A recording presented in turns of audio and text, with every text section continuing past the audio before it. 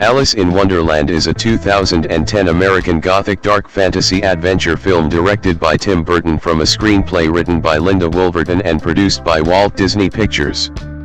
The film stars Johnny Depp, Anne Hathaway, Matt Lucas, Helena Bonham Carter, Crispin Glover, and Mia Wasikowska in the title role, and features the voices of Alan Rickman, Stephen Fry, Michael Sheen, and Timothy Spall. A live-action adaptation and reimagining of Lewis Carroll's works, the film follows Alice Kingsleigh, a 19-year-old who accidentally falls down a rabbit hole, returns to Wonderland, and alongside the Mad Hatter helps restore the White Queen to her throne by fighting against the Red Queen and her Jabberwocky, a dragon that threatens Wonderland's residents. Alice in Wonderland began development in December 2007, when Burton was asked to direct two 3D films for Disney, including the remake of Frankenweenie. Production began in September 2008 and concluded within 3 months, and was shot in the United Kingdom and the United States. It was followed by an extensive post-production and visual effects process where filming included live-action and motion capture sequences. Burton's frequent collaborator Danny Elfman composed an original theme for the film, which premiered in London at the Odeon Leicester Square on February 25, 2010, and was released in the United Kingdom and the United States through the Disney Digital 3D, RealD 3D, and IMAX 3D formats as well as in conventional theaters on March 5. The film generated over $1.025 billion in ticket sales and became the 5th highest grossing film during its theatrical run, and it is also the 2nd highest grossing film of 2010. 6 amongst Disney's live-action adaptations, the film is tied for 3rd most expensive, alongside Mulan, and 4th highest grossing readaptation to date. It received 3 nominations at the 68th Golden Globe Awards, including Best Motion Picture, Musical or Comedy. At the 83rd Academy Awards, it won Best Art Direction and Best Costume Design, and was also nominated for Best Visual Effects, while the film received numerous other accolades. While not the first such film in its genre, Alice in Wonderland is credited with starting a trend of live-action fairy tale and fantasy films being greenlit, particularly from Walt Disney Studios. 7. A follow-up film, titled Alice Through the Looking Glass, was released on May 27, 2016. Plot: 19-year-old Alice Kingsleigh, having mourned the recent loss of her father, is troubled by strange recurring dreams and the stifling expectations of the society in which she lives. After receiving an unwanted marriage proposal from Hamish Ascot at his father's British garden party, Alice spots a familiar white rabbit wearing a waistcoat and carrying a pocket watch. She follows it to a rabbit hole and falls in instead. She shrinks after drinking from a bottle labeled Drink Me, called a pish salver, meaning she cannot reach a key on a table, and then eats a cake labeled Eat Me, called an upelkachin, transforming into a giantess. After drinking from the bottle again to fit through a tiny door, she enters the forest of a fantastical world called Wonderland. There, she is greeted by the White Rabbit, a Dormouse, a Dodo, talking flowers, and identical twins Tweedledum and Tweedledee, who all apparently know her. Alice asserts that she is dreaming, but learns from Absalom the caterpillar that she is destined to slay the Jabberwocky and end the tyranny of the Red Queen. The group is ambushed by the ravenous Bandersnatch and the Red Queen's knights, led by the Knave of Hearts. All are captured except Alice, who escapes, and the Dormouse, who takes one of the Bandersnatch's eyes. The Knave informs the Red Queen of Alice's return, and is ordered to find her immediately. The Cheshire Cat guides Alice to the Mad Hatter, March Hare, and Dormouse's tea party. The Red Knights and the Knave of Hearts disrupt the party, but Alice manages to hide in a teapot. The Hatter then takes her to a safe place. The Hatter explains that the Red Queen took over Wonderland, usurping her sister the White Queen. While in the woods, the Red Knights find the two, but the Hatter gives himself up so that Alice can escape. She is found by the Knave's bloodhound, named Bayard, who is allied with the Resistance. He takes Alice to the Red Queen's castle, where she becomes giant again after eating another upelkachin. Infiltrating the palace as a courtier named Alice learns that the Vorpal sword, the only weapon capable of killing the Jabberwocky, is locked inside the Bandersnatch's den. The knave makes a pass at Alice which she rebuffs, but the jealous Red Queen orders her beheading. Alice obtains the sword and returns the Bandersnatch's eye. He gratefully helps her escape the castle and delivers her to the White Queen, who gives Alice a potion that returns her normal size. The Cheshire Cat uses his shape-shifting powers to free the Mad Hatter, who incites rebellion amongst the Red Queen's subjects. Meanwhile, Absalom, who is turning into a pupa, finally gets Alice to remember that she visited Underland when she was a little girl, and called it Wonderland. Just before his chrysalis closes, he advises her to fight the Jabberwocky, save Underland, and stop the Red Queen for good. The queens gather their armies on a chessboard-like battlefield and send Alice and the Jabberwocky to decide the battle in single combat. The battle ends when Alice beheads the Jabberwocky with the Vorpal sword, and the Red Knights gratefully turn against their ruler.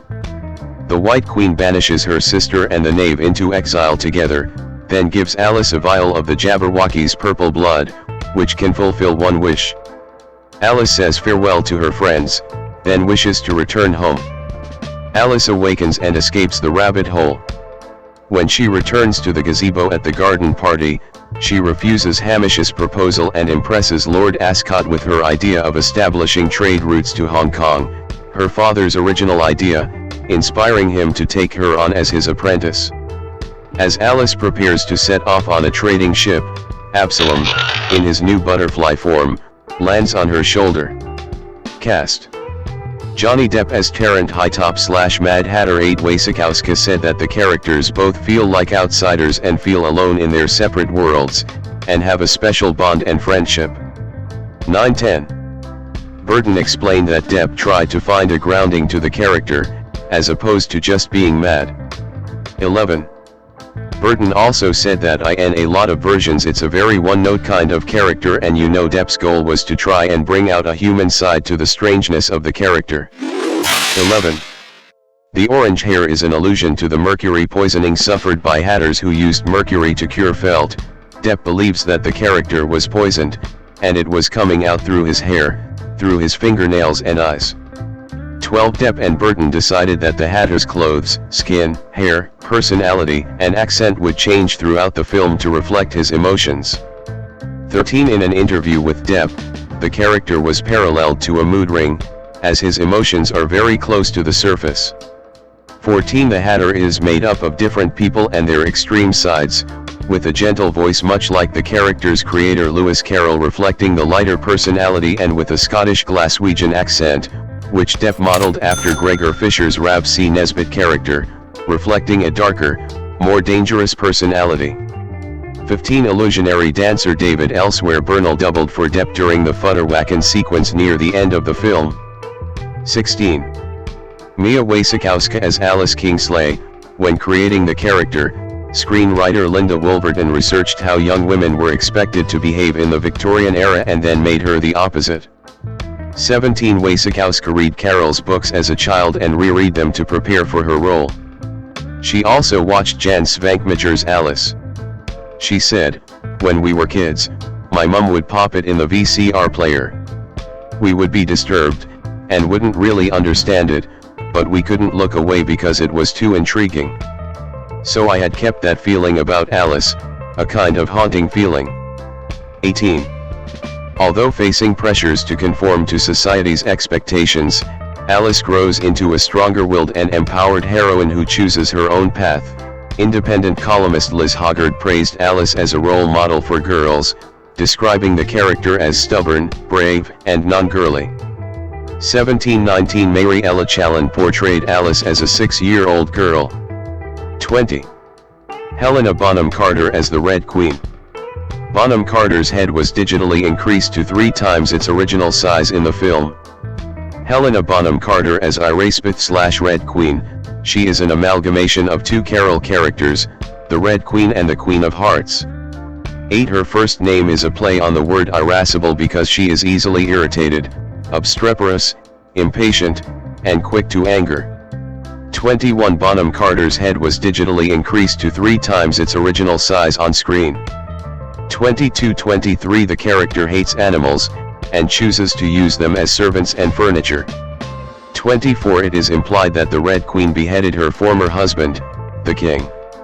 The actress took inspiration from her young daughter Nell, a toddler, stating that, "The Red Queen is just like a toddler, because she's got a big head and she's a tyrant." Citation needed. Anne Hathaway as Marana/White Queen 8 She was one of few characters that did not require digital manipulation. 25 Hathaway summed up her character with a caption on a magnet of Happy Bunny holding a knife, "Cute but psycho. Things even out." 26.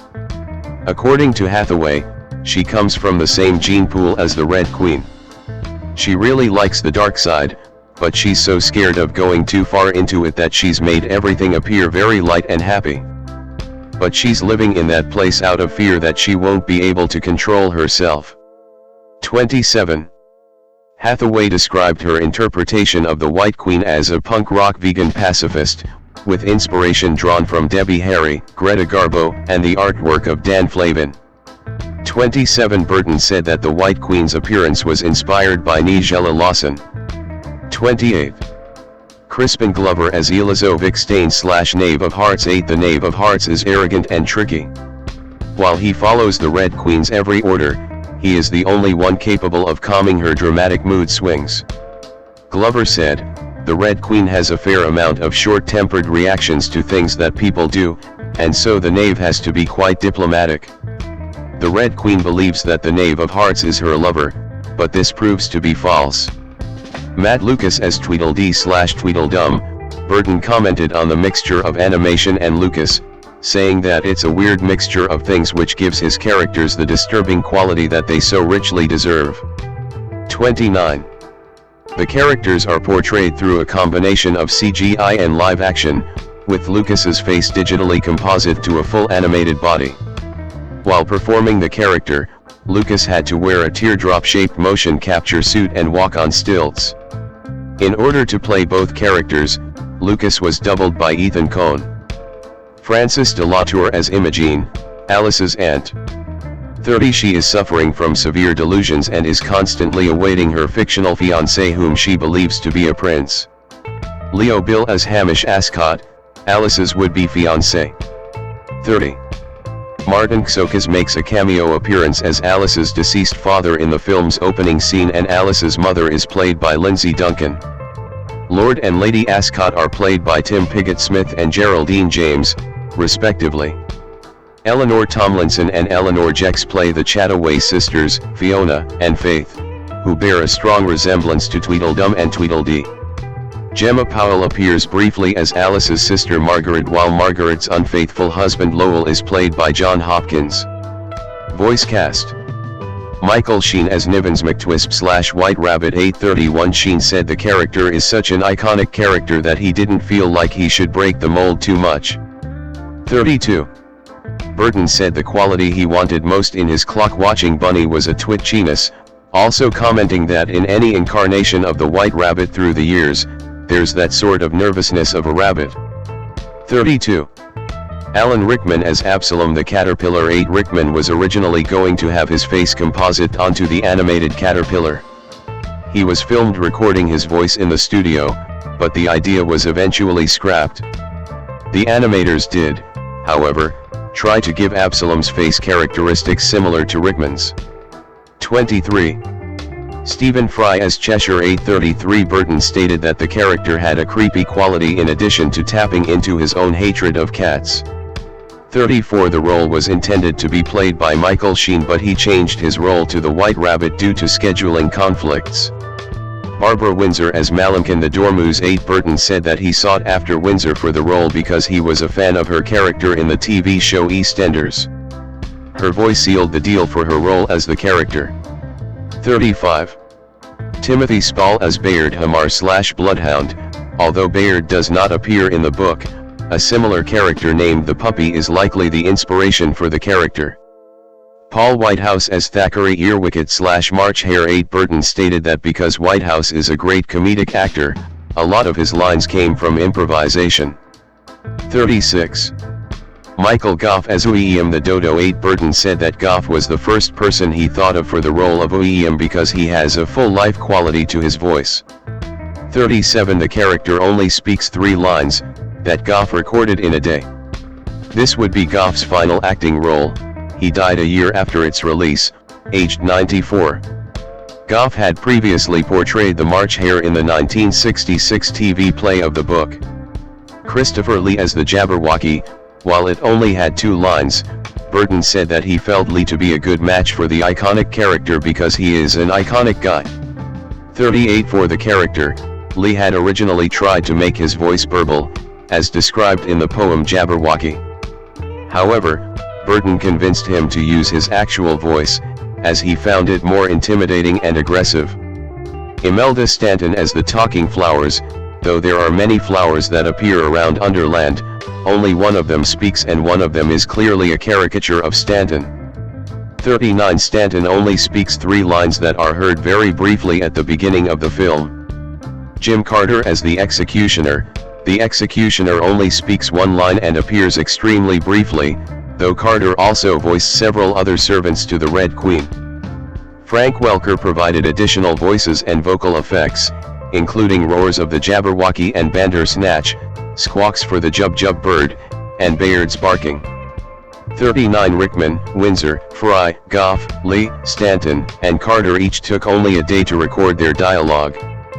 39. Production, development and writing. I wrote this at a very dark time in my life. A lot of bad things had happened: death, divorce, moving across the country, so I was kind of down the rabbit hole myself at the time. I got an image of her, Alice, standing at a very crucial moment in her life, looking over and seeing this rabbit leaning against the tree, looking at her, knowing she had to put a pin in this crucial decision and follow this rabbit, because that was her destiny. Linda Wolverton on coming up with the idea of Alice in Wonderland. 40.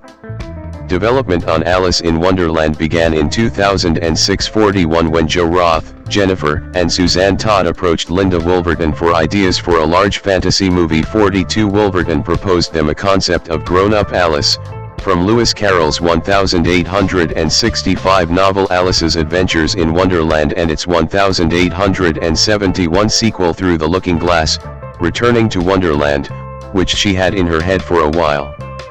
43 Roth then pitched the idea to Walt Disney Pictures, which greenlit the project, with Wolverton commissioned to write the script. 42 The first draft, titled Alice, was finished on February 23, 2007. 44 And then it was submitted to Tim Burton, who agreed to helm the project. 43 According to Oren Aviv, then president of production at the Walt Disney Studios, Burton was the only choice as the film's director because of his unique vision and voice that would really give the project that special look and memorable characters. 45. In April of that year, it was revealed that the film would be a blend of live action and motion capture. 46 And by November 2007, Burton was officially on board to direct both Alice in Wonderland and a feature-length remake of his 1984 short film Frankenweenie. 45. Burton developed the story despite experiencing a weird connection to the original book. 47 He explained the goal is to try to make it an engaging movie where you get some of the psychology and kind of bring a freshness but also keep the classic nature of Alice. On prior versions, Burton said it was always a girl wandering around from one crazy character to another, and I never really felt any real emotional connection. His goal with the new film is to give the story some framework of emotional grounding and to try and make Alice feel more like a story as opposed to a series of events. 11. Burton focused on the poem Jabberwocky as part of his structure. 48 And refers to the described creature by the name of the poem rather than by the name Jabberwock used in the poem. Burton also stated that he does not see his version as either a sequel to any existing Alice film nor as a reimagining. 47. Casting. Top row, Johnny Depp, Mia Wasikowska, Helena Bonham Carter, Anne Hathaway, and Crispin Glover portray the Mad Hatter, Alice, the Red Queen, the White Queen, and the Knave of Hearts. Bottom row, Matt Lucas plays Tweedledee and Tweedledum, Michael Sheen, Stephen Fry, Alan Rickman, and Barbara Windsor voice the White Rabbit, the Cheshire Cat, the Blue Caterpillar, and the Dormouse. Burton wanted to cast an unknown actress in the role of Alice 40, which was supported by the Disney studio. 49. According to Burton, he was searching for someone who would have emotional toughness, standing her ground in a way which makes her kind of an older person but with a younger person's mentality. 40. He originally planned to offer the role to Frances Bean Cobain, but she turned it down because she wanted to focus on her college studies. 50. In February 2008, Lindsay Lohan expressed interest in playing Alice. 51. Actresses such as Jennifer Lawrence 52, Cara Delevingne 53, and Jessica Brown Findlay would later reveal that they also auditioned for the title role, with Brown Findlay being down to the last 3. 54. Dakota Blue Richards planned to audition as well, but she was much younger than required for the role. 55. Mia Wasikowska was eventually cast as Alice in July 2008. 56. She sent an audition tape in February of the same year and ended up coming over to the United Kingdom and doing 4 more auditions with Burton before she was chosen. 57. Burton said that he picked Wasikowska because of a simple kind of power to her that he really liked. Not flamboyant, not very showy, but just somebody that's got a lot of internal life to her. 58. A few days after the announcement of Wasikowska's casting, Johnny Depp was reported to be signing up for the role of the Mad Hatter. 59. His casting was officially confirmed in September 2008. 60. Marking Alice in Wonderland as Depp's 7th collaboration with Burton since Edward Scissorhands, 1990. 40. Later that month, during his appearance on BBC's Friday Night with Jonathan Ross, Matt Lucas announced that he had joined the film as Tweedledee and Tweedledum. 61. And a few days later, Variety reported that Michael Sheen had been cast in an undisclosed role. 62. Which was later revealed to be the White Rabbit.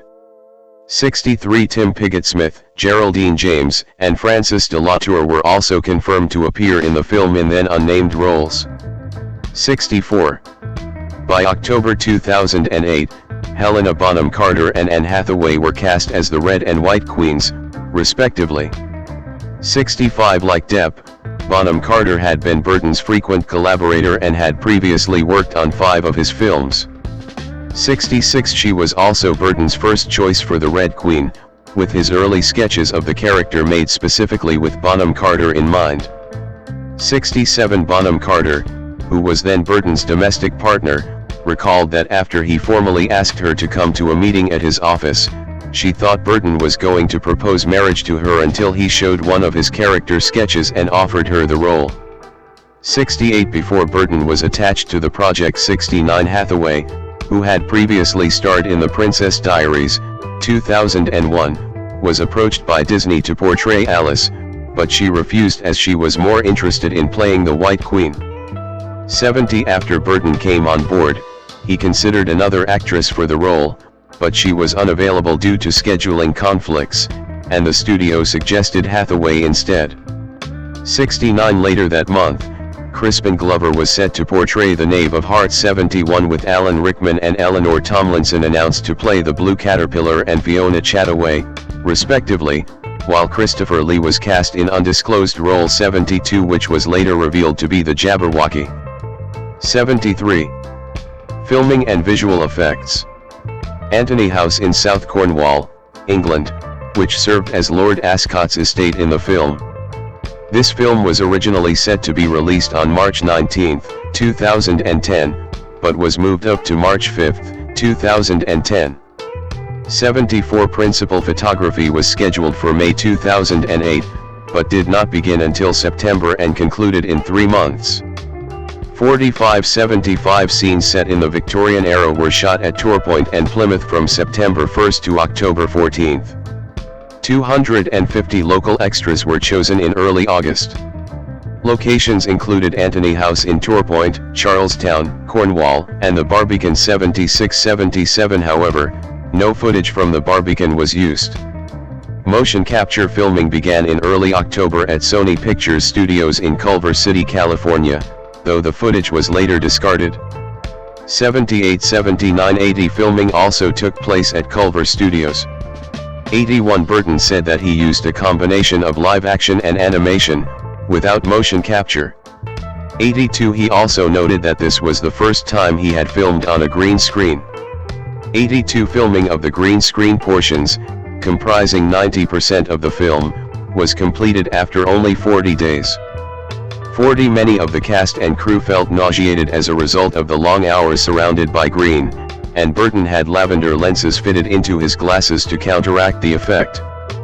40 Due to the constant need for digital effects to distort the actors' physical appearances, such as the size of the Red Queen's head or Alice's height, visual effects supervisor Ken Ralston cited the film as being exhausting, saying it was the biggest show I've ever done, and the most creatively involved I've ever been. 83. Sony Pictures Imageworks designed the visual effects sequences. 84 Burton felt 3D was appropriate to the story's environment. 10 Burton and Zanuck chose to film with conventional cameras, and convert the footage into 3D during post-production. Zanuck explained 3D cameras were too expensive and clumsy to use, and they felt that there was no difference between converted footage and those shot in the format.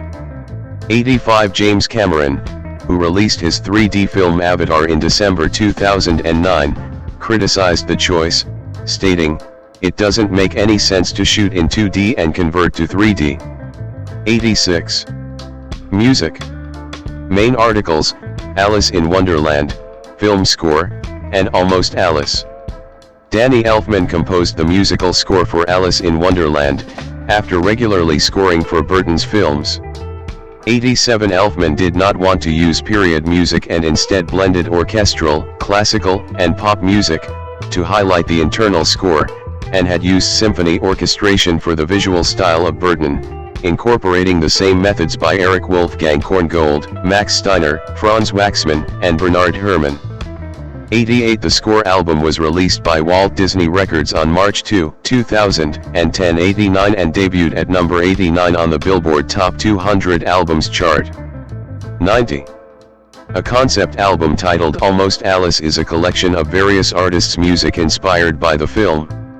89 91 92 It was released by Walt Disney under the Buena Vista Records imprint, the same day as the score album's release. 89 The lead single, Alice by Avril Lavigne, premiered on January 27, 2010, on Ryan Seacrest's radio program. Other singles include Follow Me Down by 303, Her Name is Alice by Shinedown, and Tea Party by Curly.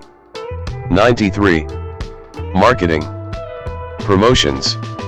Mad Tea Party at California Adventure, showing the Dormouse on guitar, Cheshire Cat on drums, and Alice as lead singer. On June 22, 2009, the first pictures of the film were released, showing Wasikowska as Alice, Depp as the Mad Hatter, Hathaway as the White Queen, Bonham Carter as the Red Queen and Lucas as Tweedledee and Tweedledum. 75-94 In July, new photos emerged of Alice holding a white rabbit, the Mad Hatter with a hare, the Red Queen holding a pig, and the White Queen with a mouse. 95. On July 22, 2009, a teaser trailer from the Mad Hatter's point of view was released on IGN but was shortly taken down because Disney claimed that the trailer was not supposed to be out yet. The teaser was also planned to premiere along with a trailer of Robert Zemeckis' film adaptation of A Christmas Carol on July 24, 2009, for G-Force. The following day, the teaser trailer premiered at San Diego Comic-Con, but the trailer shown was different from the one that leaked. The Comic-Con version didn't have the Mad Hatter's dialogue. Instead, it featured Time to Pretend by management, and the clips shown were in a different order than in the leaked version. The leaked version was originally to be shown to one of the 3 Facebook groups used to promote the film that had the most members. The groups used to promote the film are the Loyal Subjects of the Red Queen, the Loyal Subjects of the White Queen, and the Disloyal Subjects of the Mad Hatter. 96. Also at Comic-Con, props from the film were displayed in an Alice in Wonderland exhibit. Costumes featured in the exhibit included the Red Queen's dress, chair, wig, glasses, and scepter, the White Queen's dress, wig, and a small model of her castle, the Mad Hatter's suit, hat, wig, chair, and table, Alice's dress and battle armor, to slay the Jabberwocky. Other props included the drink me bottles, the keys, an eat me pastry and stand-in models of the White Rabbit and March Hare. 97. A nighttime party area at the Disney California Adventure theme park was created, called Mad Tea Party. Video games. Main article, Alice in Wonderland, 2010 video game. On July 23, 2009, Disney Interactive Studios announced that an Alice in Wonderland video game, developed by French game studio Étranges Libellules, would be released in the same week as the film for the Wii, Nintendo DS, and Microsoft Windows. The soundtrack was composed by video games music composer Richard Jacques. 98. The Wii, DS, and PC versions were released on March 2, 2010. Disney Interactive released in 2013 the game Alice in Wonderland, a new champion for iOS. 99. Release. Theatrical. Alice in Wonderland was theatrically released in United Kingdom and United States, in Disney Digital 3D, Realty 3D, and IMAX 3D 75 as well as regular theaters on March 5, 2010. 100 Prior to the release, the film was premiered at the Odeon Leicester Square in London on February 25, 2010, for the fundraiser The Prince's Foundation for Children and the Arts where the Prince of Wales and the Duchess of Cornwall attended. 101. On February 12, 2010, major UK theatre chains, Odeon, Vue, and Cineworld, had planned to boycott the film because of a reduction of the interval between cinema and DVD release from the usual 17-week period to 12. Disney's pretext for cutting short Alice's theatrical run is possibly to avoid the release of the DVD clashing with the 2010 FIFA World Cup. 102 However, exhibitors protested that Alice would be less threatened by the World Cup than other titles. 102 A week after the announcement, Cineworld, who has a 24% share of UK box office, chose to play the film on more than 150 screens. Cineworld's chief executive Steve Weiner stated, "As leaders in 3D, we did not want the public to miss out on such a visual spectacle. As the success of Avatar has shown, there is currently a huge appetite for the 3D experience." 103. Shortly after, the Vue cinema chain also reached an agreement with Disney, but Odeon had still chosen to boycott in Britain, Ireland, and Italy. 101 On February 25, 2010, Odeon had reached an agreement and decided to show the film on March 5. 104 It also did not affect their plans to show the film in Spain, Germany, Portugal, and Austria. 101 105 106. Home media. Walt Disney Studios Home Entertainment released a 3-disc Blu-ray combo pack, which includes the Blu-ray, DVD and a digital copy, single-disc Blu-ray and single-disc DVD on June 1, 2010, in North America and July 1, 2010, in Australia.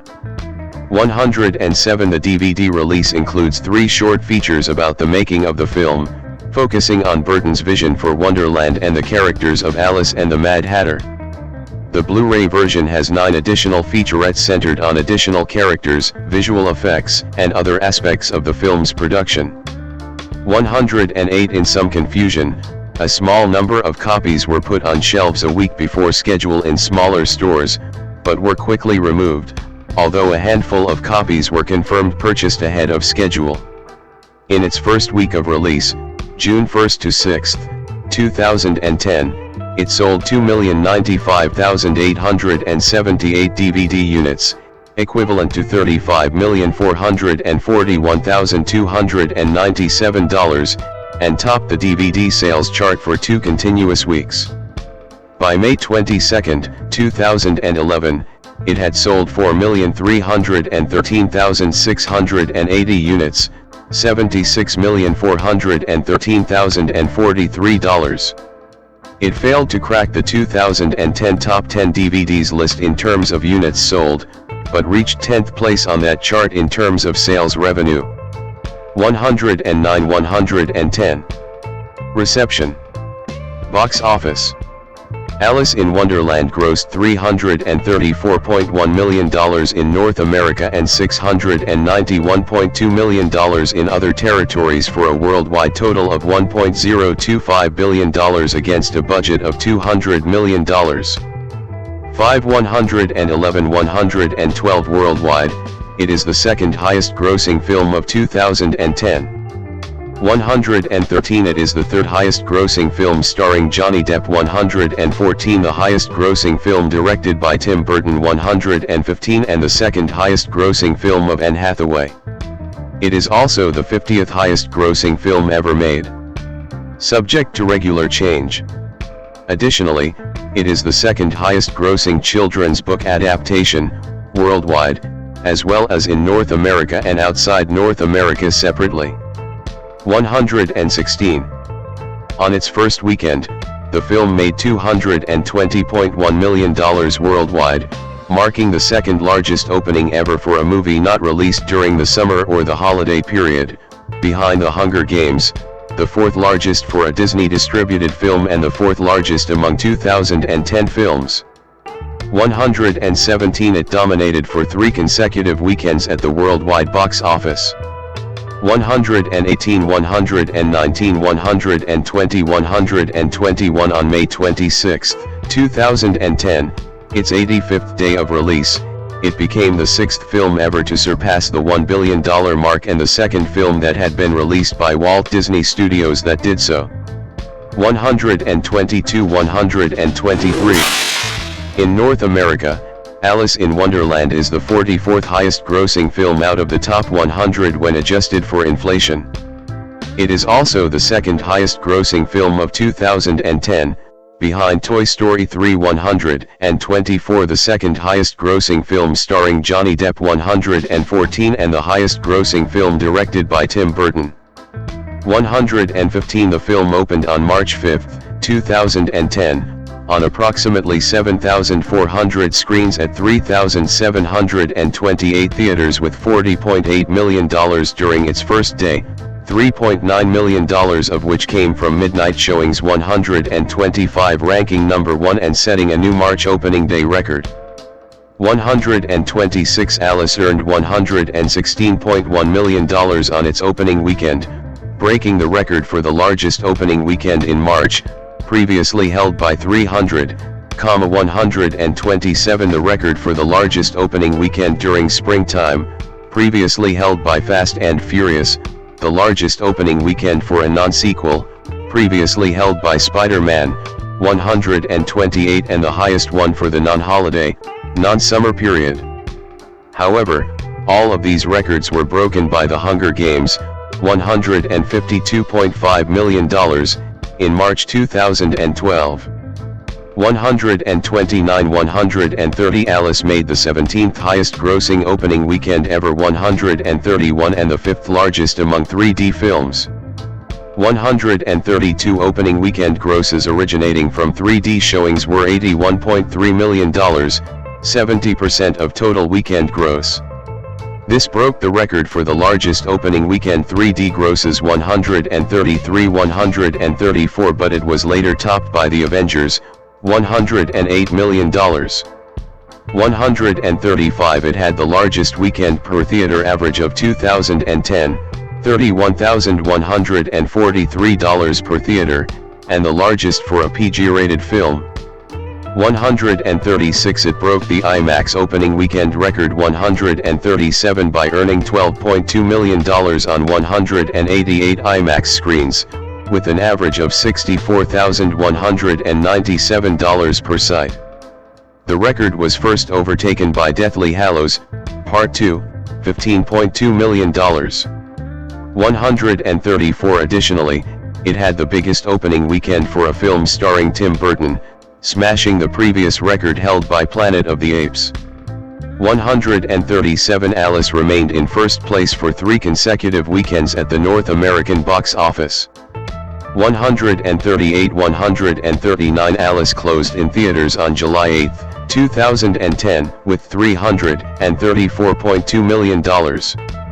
Outside North America, Alice is the 13th highest grossing film, 140 the highest grossing 2010 film, 141 the 4th highest grossing Disney film, the 2nd highest grossing film starring Johnny Depp, 114 and the highest grossing film directed by Tim Burton. 115 It began with an estimated $94 million, on top of the weekend box office, and remained at the summit for 4 consecutive weekends and 5 in total. 143 Japan was the film's highest grossing country after North America, with $133.7 million, followed by the UK, Ireland, and Malta, $64.4 million, and France, and the Maghreb region, $45.9 million. 144. Critical response. On the review aggregator Rotten Tomatoes, 51% of 275 critics have given the film a positive review, with an average rating of 5.7/10. The website's consensus is, Tim Burton's Alice sacrifices the book's minimal narrative coherence and much of its heart, but it's an undeniable visual treat. 145. According to Metacritic, which calculated a weighted average score of 53 out of 100 based on 38 reviews, the film received mixed or average reviews. 146 audiences polled by CinemaScore gave the film an average rating of A on an A+ to F scale. 147. Todd McCarthy of Variety praised it for its moments of delight, humor, and bedazzlement, but went on to say, but it also becomes more ordinary as it goes along, building to a generic battle climax similar to any number of others in CGI-heavy movies of the past few years. 148. Michael Reichchaffen of The Hollywood Reporter said Burton has delivered a subversively witty, brilliantly cast, whimsically appointed dazzler that also manages to hit all the emotionally satisfying marks, while as well praising its computer-generated imagery, CGI, saying ultimately, it's the visual landscape that makes Alice's newest adventure so wondrous, as technology has finally been able to catch up with Burton's endlessly fertile imagination. 149. Owen Gleiberman of Entertainment Weekly said, but Burton's Disney-fied 3D Alice in Wonderland, written by the girl power specialist Linda Wolverton, is a strange brew indeed, murky, diffuse, and meandering, set not in a wonderland that pops with demented life but in a world called Underland that's like a joyless, bombed-out version of Wonderland. It looks like a CGI head trip gone post-apocalyptic. In the film's rather humdrum 3D, the place doesn't dazzle, it droops. 150. Roger Ebert of the Chicago Sun-Times awarded the film 3 out of 4 stars and wrote in his review that Alice plays better as an adult hallucination, which is how Burton rather brilliantly interprets it until a pointless third act flies off the rails. 151. Danny Elfman's score received particular praise by critics, with Jonathan Broxton wrote, what is even more impressive, however, is the knowledge that Elfman's the composer of intellectual authority is as much in play here as Elfman the enthusiastic newcomer. The vibrancy of the work, the structure of the themes, the cleverness of the orchestrations and harmonies, combined with the flavors of the past, make this score indispensable. Even by his own recent high standards, it's the best Elfman score in many years, and even at this early stage a contender for the best score of 2010. 152. Several reviews criticized the decision to turn Alice into a colonialist entrepreneur at the end of the film setting sail for China. 153, 154, 155 Given Britain's role in the First and Second Opium Wars during the Victorian era and the foreign domination of China through unequal treaties, China expert Kevin Slayton writes, not only is it troubling imagery, for a female role model in a Disney movie, but it's also a celebration of the exploitation that China suffered for a century.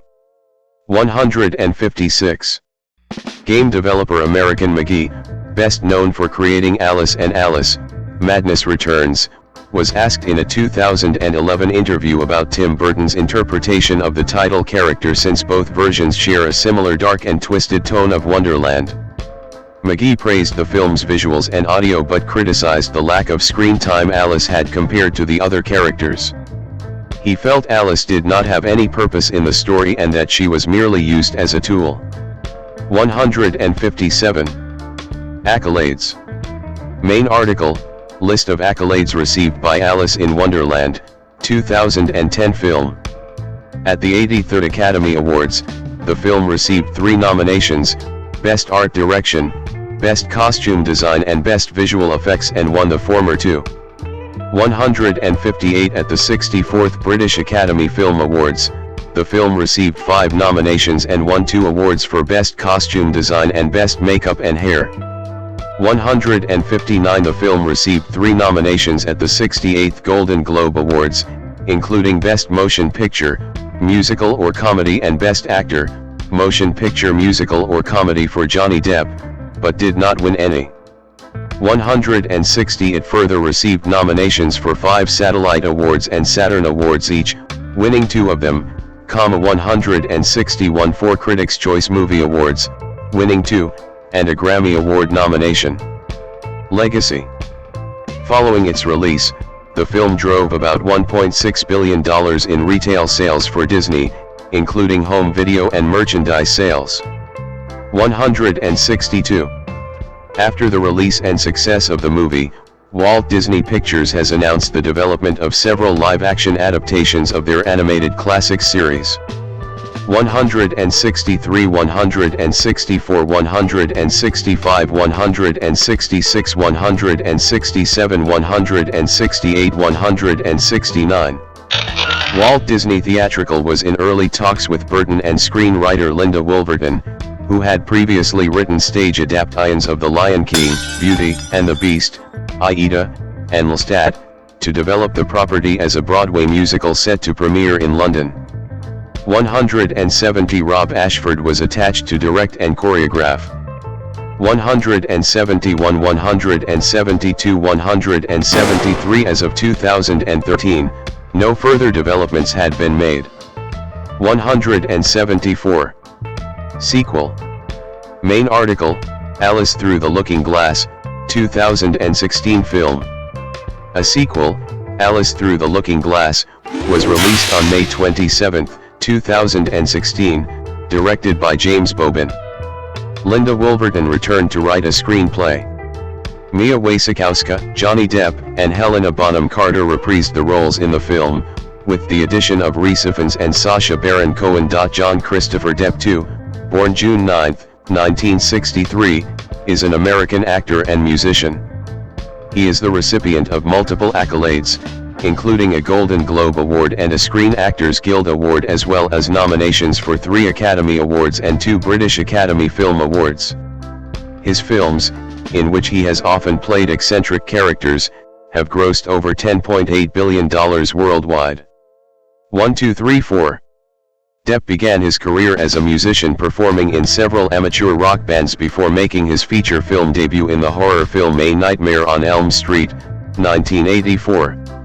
He then acted in Platoon, 1986, before rising to prominence as a teen idol on the television series 21 Jump Street, 1987 to 1990.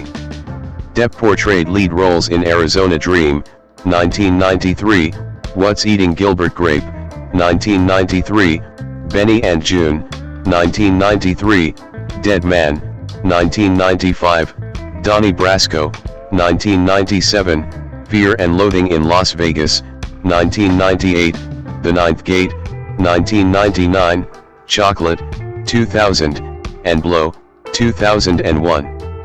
During this time, Depp became known for his work with director Tim Burton, collaborating on 8 films together, starting with Edward Scissorhands, 1990, followed by Ed Wood, 1994, Sleepy Hollow, 1999, Charlie and the Chocolate Factory, 2005, Corpse Bride, 2005, Sweeney Todd, The Demon Barber of Fleet Street, 2007, Alice in Wonderland, 2010, and Dark Shadows, 2012. Depp gained worldwide stardom for his role as Captain Jack Sparrow in the Pirates of the Caribbean series, 2003 to 2017. He earned 3 nominations for the Academy Award for Best Actor for his roles as the leading man in Pirates of the Caribbean, The Curse of the Black Pearl, 2003, J.M. Barrie in Finding Neverland, 2004, and the title role in Sweeney Todd, The Demon Barber of Fleet Street, 2007. His other well-received films include Public Enemies, 2009, Rango, 2011, Into the Woods, 2014, Black Mass, 2015, Murder on the Orient Express, 2017, and Minamata, 2020. He portrayed Gellert Grindelwald in 2 films within the Wizarding World's Fantastic Beasts films in 2016 and 2018. For his work in the film industry, he received an honorary César and star on the Hollywood Walk of Fame in 1999. He was named People's Sexiest Man Alive twice, in 2003 and in 2009. 5 Outside acting, Depp has produced films through his company Infinitum Nihil, which he founded in 2004. He also formed the rock supergroup Hollywood Vampires with Alice Cooper and Joe Perry. In 2022, Depp won a defamation case against his ex-wife, Amber Heard, with the jury awarding him $15 million and Heard $2 million in her countersuit. The highly publicized case sparked widespread debate on defamation, domestic abuse, and male victims of domestic violence, leading to a settlement in December 2022. 910. Early life.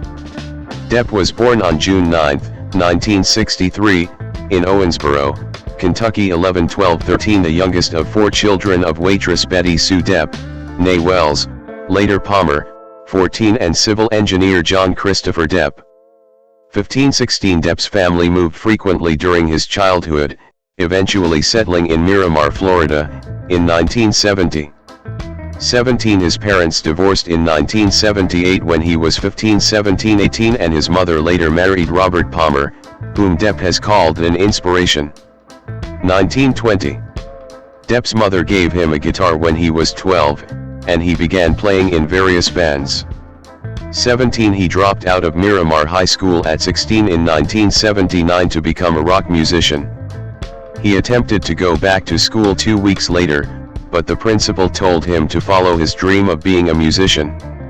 17, in 1980, Depp began playing in a band called The Kids.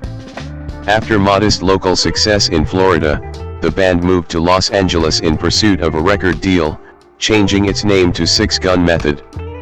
In addition to the band, Depp worked a variety of odd jobs, such as in telemarketing. In December 1983, Depp married makeup artist Lori Ann Allison 12, the sister of his band's bassist and singer. The Kids split up before signing a record deal in 1984, and Depp began collaborating with the band Rock City Angels. 21, he co-wrote their song Mary, which appeared on their debut Geffen Records album Young Man's Blues. 22, Depp and Allison divorced in 1985. 12. Depp is of primarily English descent, with some French, German, Irish, and African American ancestry. 23-24, Elizabeth Key Grinstead, one of the first African Americans in the North American colonies to sue for her freedom and win, is an 8th great-grandmother. 24, his surname comes from a French Huguenot immigrant, Pierre Dieppe, who settled in Virginia around 1700. In interviews in 2002 and 2011, Depp claimed to have Native American ancestry. "I guess I have some Native American somewhere down the line. My great-grandmother was quite a bit of Native American. She grew up Cherokee or maybe Creek Indian. Makes sense in terms of coming from Kentucky, which is rife with Cherokee and Creek Indian." 25. Depp's claims came under scrutiny when Indian Country Today wrote that Depp had never inquired about his heritage or been recognized as a member of the Cherokee Nation. 26. This led to criticism of Depp from the Native American community, as Depp has no documented Native ancestry. 26, and Native community leaders consider him a non-Indian. 26, 27, and a pretendian. 28, 29, 30, Depp's choice to portray Tonto, a Native American character, in The Lone Ranger was criticized 26-27 along with his choice to name his rock band Tonto's Giant Nuts. 31, 32, 33, 34 During the promotion for The Lone Ranger, Depp was formally adopted as an honorary son by LaDonna Harris, a member of the Comanche Nation, making him an honorary member of her family but not a member of any tribe. 35-36. Career. 1980s, television and early film roles. Depp greeting President Ronald Reagan at a White House benefit for the Nancy Reagan Drug Abuse Fund in 1988. Depp moved to Los Angeles with his band when he was 20. After the band split up, Depp's then-wife Lori Ann Allison introduced him to actor Nicolas Cage. 17 After they became drinking buddies, Cage advised him to pursue acting. 37 Depp had been interested in acting since reading a biography of James Dean and watching Rebel Without a Cause. 38 Cage helped Depp get an audition with Wes Craven for A Nightmare on Elm Street. Depp, who had no acting experience, said he ended up acting by accident. 39-40 Thanks in part to his catching the eye of Craven's daughter. 39 Depp landed the role of the main character's boyfriend, one of Freddy Krueger's victims. 17. Although Depp said he didn't have any desire to be an actor, he continued to be cast in films. 40 Making enough to cover some bills that his musical career left unpaid. 39 After a starring role in the 1985 comedy Private Resort, Depp was cast in the lead role of the 1986 skating drama Thrashin' by the film's director, but its producer overrode the decision. 41-42 Instead, Depp appeared in a minor supporting role as a Vietnamese-speaking private in Oliver Stone's 1986 Vietnam War drama Platoon. He became a teen idol during the late 1980s, when he starred as an undercover police officer in a high school operation in the Fox television series 21 Jump Street, which premiered in 1987. 17 He accepted this role to work with actor Frederick Forrest, who inspired him. Despite his success, Depp felt that the series forced him into the role of product. 43. 1990s, diversification. Disillusioned by his experiences as a teen idol in 21 Jump Street, Depp began taking roles he found more interesting, rather than those he thought would succeed at the box office. 43-44 His first film release in 1990 was John Waters' Cry Baby, a musical comedy set in the 1950s. Although not a box office success upon its release, 45 over the years it has gained cult classic status. 46 Also in 1990, Depp played the title character in Tim Burton's romantic fantasy film Edward Scissorhands opposite Diane Wiest and Winona Ryder. The film was a commercial and critical success with a domestic gross of $53 million. 47 In preparation for the role, Depp watched many Charlie Chaplin films to study how to create sympathy without dialogue. 48 Peter Travers of Rolling Stone praised Depp's performance, writing that he artfully expresses the fierce longing in Gentle Edward. It's a terrific performance. 49 While Rita Kempley of the Washington Post wrote that he brings the eloquence of the silent era to this part of few words, saying it all through bright black eyes and the tremulous care with which he holds his horror movie hands. 50 Depp earned his first Golden Globe nomination for the film. Owing to this role, a species of extinct arthropod with prominent claws was named after Depp as Cutnicella deppi. Chela is Latin for claws or scissors. 51-52. Depp at the 1992 Cannes Film Festival. Depp had no film releases in the next 2 years, except a brief cameo in Freddy's Dead, The Final Nightmare, 1991, the sixth installment in the A Nightmare on Elm Street franchise. He appeared in 3 films in 1993. In the romantic comedy Benny and June, he played an eccentric and illiterate silent film fan who befriends a mentally ill woman and her brother. It became a sleeper hit. Janet Maslin of the New York Times wrote that Depp may look nothing like Buster Keaton, but there are times when he genuinely seems to become the great stone face, bringing Keaton's mannerisms sweetly and magically to life. 53 Depp received a second Golden Globe nomination for the performance. His second film of 1993 was Lasse Hallström's What's Eating Gilbert Grape, a drama about a dysfunctional family co-starring Leonardo DiCaprio and Juliette Lewis. It did not perform well commercially, but received positive notices from critics. 54. Although most of the reviews focused on DiCaprio, who was nominated for an Academy Award for his performance, Todd McCarthy of Variety wrote that Depp manages to command center screen with a greatly affable, appealing characterization. 55. Depp's last 1993 release was a mere Costa Rica surrealist comedy drama Arizona Dream, which opened to positive reviews and won the Silver Bear at the Berlin Film Festival. 56-57. In 1994, Depp reunited with Burton, playing the title role in Ed Wood, a biographical film about one of history's most inept film directors. Depp later said that he was depressed about films and filmmaking at the time, but that within 10 minutes of hearing about the project, I was committed. 58. He found that the role gave him a chance to stretch out and have some fun, and that working with Martin Landau, who played Bela Lugosi, rejuvenated my love for acting. 58. Although it did not earn back its production costs, Ed Wood received a positive reception from critics, with Maslin writing that Depp had proved himself as an established, certified great actor and captured all the can-do optimism that kept Ed Wood going, thanks to an extremely funny ability to look at the silver lining of any cloud. 59. Depp was nominated for a third time for a Best Musical or Comedy Actor Golden Globe for his performance. 60-61. Depp with director Jim Jarmusch at the 1995 Cannes Film Festival. The next year, Depp starred in 3 films. He played opposite Marlon Brando in the box office hit Don Juan DeMarco, as a man who believes he is Don Juan, the world's greatest lover. He starred in Jim Jarmusch's Dead Man, a western shot entirely in black and white.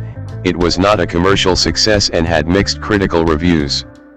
And in the financial and critical failure Nick of Time, Depp played an accountant who is told to kill a politician to save his kidnapped daughter. In 1997, Depp and Al Pacino starred in the crime drama Donnie Brasco, directed by Mike Newell. Depp played Joseph D. Pistone, an undercover FBI agent who assumes the name Donnie Brasco to infiltrate the mafia in New York City.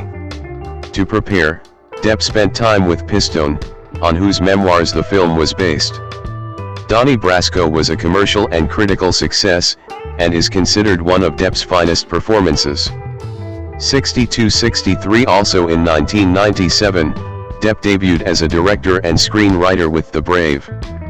He starred in it as a poor Native American man who accepts a proposal from a wealthy man, played by Marlon Brando, to appear in a snuff film in exchange for money for his family. It premiered at the 1997 Cannes Film Festival to generally negative reviews. 64. Variety called it a turgid and unbelievable neo-western. 65. And Time Out wrote that besides the implausibilities, the direction has 2 fatal flaws. It's both tediously slow and hugely narcissistic as the camera focuses repeatedly on Depp's bandanaed head and rippling torso. 66. Due to the reviews, Depp did not release The Brave in the US. 67-68. Depp was a fan and friend of writer Hunter S. Thompson, and played his alter ego Raoul Duke in Fear and Loathing in Las Vegas, 1998, Terry Gilliam's film adaptation of Thompson's pseudo-biographical novel of the same name. It was a box office failure 71 and polarized critics. 72. Later that year, Depp made a brief cameo in Mika Kaurismäki's L.A. Without a Map, 1998. Citation needed. Depp appeared in 3 films in 1999.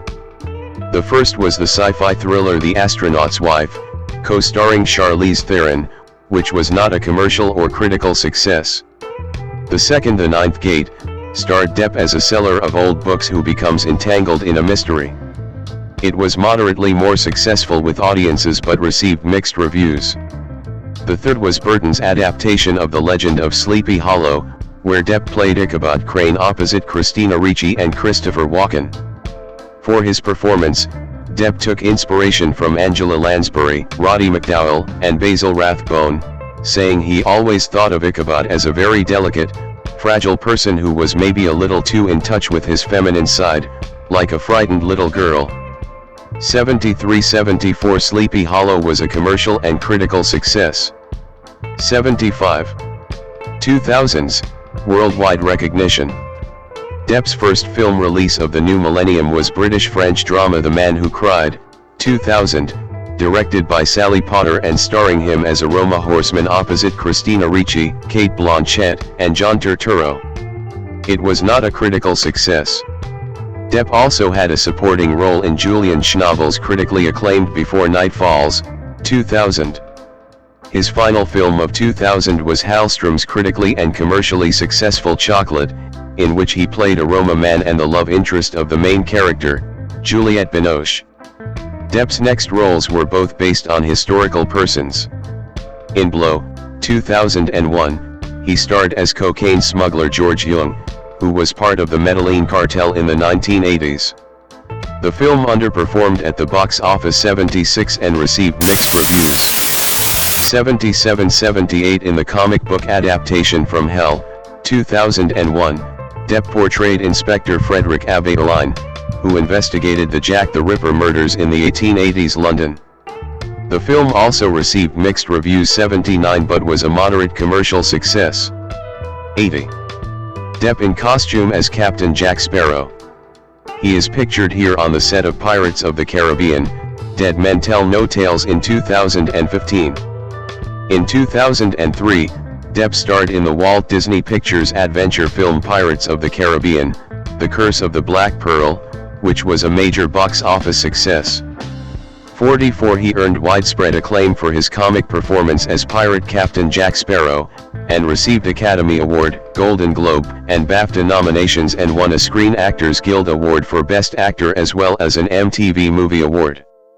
Depp has said that Sparrow is definitely a big part of me, 81, and that he modeled the character after the Rolling Stones guitarist Keith Richards 82 and cartoon skunk Pepe Le Pew. 83 Studio executives had at first been ambivalent about Depp's portrayal 84 but the character became popular with audiences. 44 In his other film release in 2003, Robert Rodriguez action film Once Upon a Time in Mexico, Depp played a corrupt CIA agent. A moderate box office success 85 It received average to good reviews, with Depp's performance in particular receiving praise. 86-87 Depp next starred as an author with writer's block in the thriller Secret Window, 2004, based on a short story by Stephen King. It was a moderate commercial success but received mixed reviews. 88-89 Released around the same time, the British-Australian independent film The Libertine, 2004, saw Depp portray the 17th century poet and rake, the Earl of Rochester. It had only limited release, and received mainly negative reviews. Depp's third film of 2004, Finding Neverland, was more positively received by the critics, and earned him his second Academy Award nomination as well as Golden Globe, BAFTA, and SAG nominations for his performance as Scottish author J.M. Barrie. Depp also made a brief cameo appearance in the French film Happily Ever After, 2004, and founded his own film production company, Infinitum Nihil, under Warner Brothers Pictures. 90. Depp continued his box office success with a starring role as Willy Wonka in Tim Burton's adaptation of Charlie and the Chocolate Factory, 2005. It also had a positive critical reception 91-92 with Depp being nominated again for the Golden Globe for Best Actor in a Comedy or Musical. 82-93 Chocolate Factory was followed by another Burton project, stop-motion animation Corpse Bride, 2005, in which Depp voiced the main character, Victor Van Dort. 94 Depp reprised the role of Jack Sparrow in the Pirates sequels Dead Man's Chest, 2006, and At World's End, 2007, both of which were major box office successes. 95 He also voiced the character in the video game Pirates of the Caribbean, The Legend of Jack Sparrow. 96 According to a survey taken by Fandango, Depp in the role of Jack Sparrow was the main reason for many cinemagoers to see a Pirates film. 97. In 2007, Depp collaborated with Burton for their sixth film together, this time playing murderous barber Sweeney Todd in the musical Sweeney Todd, The Demon Barber of Fleet Street, 2007. Depp cited Peter Lorre's performance in Mad Love, 1935, in which Lorre played a creepy but sympathetic surgeon, as his main influence for the role. 98 Sweeney Todd was the first film in which Depp had been required to sing.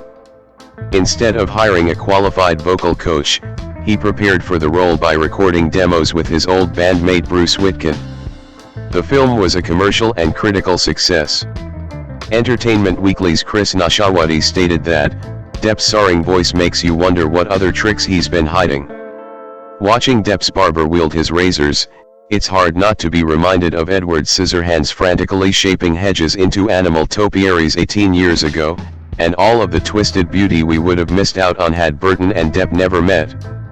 99. Depp won the Golden Globe for Best Musical or Comedy Actor for the role, and was nominated for the third time for an Academy Award. Citation needed. Depp at the Paris premiere of Public Enemies in 2009. In 2009, Depp portrayed real-life gangster John Dillinger in Michael Mann's 1930s crime film Public Enemies. 100 It was commercially successful 101 and gained moderately positive reviews. 102 103 Roger Ebert stated in his review that, this Johnny Depp performance is something else. For once an actor playing a gangster does not seem to base his performance on movies he has seen. He starts cold. He plays Dillinger as a fact. 104. Depp's second film of 2009, The Imaginarium of Dr. Parnassus, reunited him with director Terry Gilliam. Depp, Jude Law, and Colin Farrell each played the character initially portrayed by their friend Heath Ledger, who had died before the film was completed. All three actors gave their salaries to Ledger's daughter, Matilda. 105. 2010s, Career Fluctuations. Depp began the 2010s with another collaboration with Tim Burton, Alice in Wonderland, 2010, in which he played the Mad Hatter opposite Helena Bonham Carter, Anne Hathaway, and Alan Rickman. Despite mixed reviews, it earned $1.025 billion in the box office, thus becoming the second highest grossing film of 2010 106 and one of the highest grossing films of all time. 107 Depp's second film release of 2010 was the romantic thriller The Tourist, in which he starred opposite Angelina Jolie. It was commercially successful, although panned by critics. 108 Regardless, he received Best Actor in a Musical or Comedy Golden Globe nominations for both films. 109. Depp's first 2011 film release was the animated film Rango, in which he voiced the title character, a lizard. It was a major critical and commercial success. 110 111 His second film of the year, the fourth installment in the Pirates series, On Stranger Tides, was again a box office hit 95, becoming the third highest grossing film of 2011. 112 Later in 2011, Depp released the first two projects co-produced by his company, Infinitum Nihil. The first was a film adaptation of the novel The Rum Diary by Hunter S. Thompson and starred Depp. 113 It failed to bring back its production costs 114 115 and received mixed reviews. 116 117 The company's second undertaking, Martin Scorsese's Hugo, 2011, garnered major critical acclaim and several awards nominations, but similarly did not perform well in the box office. In 2011, Depp also made a brief cameo in the Adam Sandler film Jack and Jill. Citation needed. By 2012, Depp was one of the world's biggest film stars 118-119 and was listed by the Guinness World Records as the world's highest paid actor, with earnings of $75 million. 120 That year, he and his 21 Jump Street co-stars Peter DeLucy and Holly Robinson reprised their roles in cameo appearances in the series' feature film adaptation. 121 Depp also starred in and co-produced his eighth film with Tim Burton, Dark Shadows, 2012, alongside Helena Bonham Carter, Michelle Pfeiffer, and Eva Green. 122. The film was based on a 1960s Gothic television soap opera of the same name, which had been one of his favorites as a child. 123. Depp at the Hollywood Walk of Fame in 2013. After Infinitum Nihil's agreement with WB expired in 2011, Depp signed a multi-year first-look deal with Walt Disney Studios. 90. The first film made in the collaboration was The Lone Ranger, 2013, in which Depp starred as Tonto. Depp's casting as a Native American brought accusations of whitewashing, and the film was not well received by the public or the critics. 124. Causing Disney to take a $190 million loss. 125, 126, 127, 128. Following a brief cameo in the independent film Lucky Them, 2013, Depp starred as an AI studying scientist in the sci-fi thriller Transcendence, 2014, which was yet another commercial failure. 129, 130 and earned mainly negative reviews. 125, 131, 132. His other roles in 2014 were a minor supporting part as the wolf in the film adaptation of Into the Woods, and a more substantial appearance as eccentric French-Canadian ex-detective in Kevin Smith's horror comedy Tusk, in which he was credited by the character's name, Guy Lapointe. Citation needed. In 2015, Depp appeared in two films produced by Infinitum Nihil. The first was comedy thriller Mort Decay, in which he acted opposite Gwyneth Paltrow. The film was a critical and commercial failure. 125, 133, 134, 135. The second film, Black Mass, 2015, in which he played Boston crime boss Whitey Bulger, was better received. 136, 137. Critics from The Hollywood Reporter and Variety called it one of Depp's best performances to date. 138, 139. And the role earned Depp his third nomination for the Best Actor SAG Award. 140. However, the film failed to bring back its production costs. 125. Depp also made a cameo appearance in the critically panned London Fields, starring his then-wife Amber Heard, which was to be released in 2015, but its general release was delayed by litigation until 2018. 141, 142. In addition to his work in films in 2015, French luxury fashion house Dior signed Depp as the face of their men's fragrance, Savage. 143. And he was inducted as a Disney legend. 144. Depp at the premiere of Alice Through the Looking Glass in 2016. Depp's first film release in 2016 was Yoga Hosers, a sequel to Tusk, 2014, in which Depp appeared with his daughter, Lily Rose Depp. Next, he played businessman and presidential candidate Donald Trump in a Funny or Die satire entitled Donald Trump's The Art of the Deal, the movie, released during the run-up to the U.S. presidential election. He earned praise for the role, with a headline from the AV Club declaring, "Who knew Donald Trump was the comeback role Johnny Depp needed?" 145. It was also announced that Depp had been cast in a new franchise role as Dr. Jack Griffin / the Invisible Man in Universal Studios' planned shared film universe entitled The Dark Universe, a rebooted version of their classic Universal Monsters franchise. 146. One of the severed zombie heads featured in The Walking Dead Season 6 episode Not Tomorrow Yet was based on Depp. Episode director Greg Nicotero said, "I think we had sculpted an emaciated version of a dummy head for something and we used Johnny Depp's head as a basis just for a clay sculpt." 147. Depp reprised the role of the Mad Hatter in Tim Burton's Alice Through the Looking Glass, 2016, the sequel to Alice in Wonderland.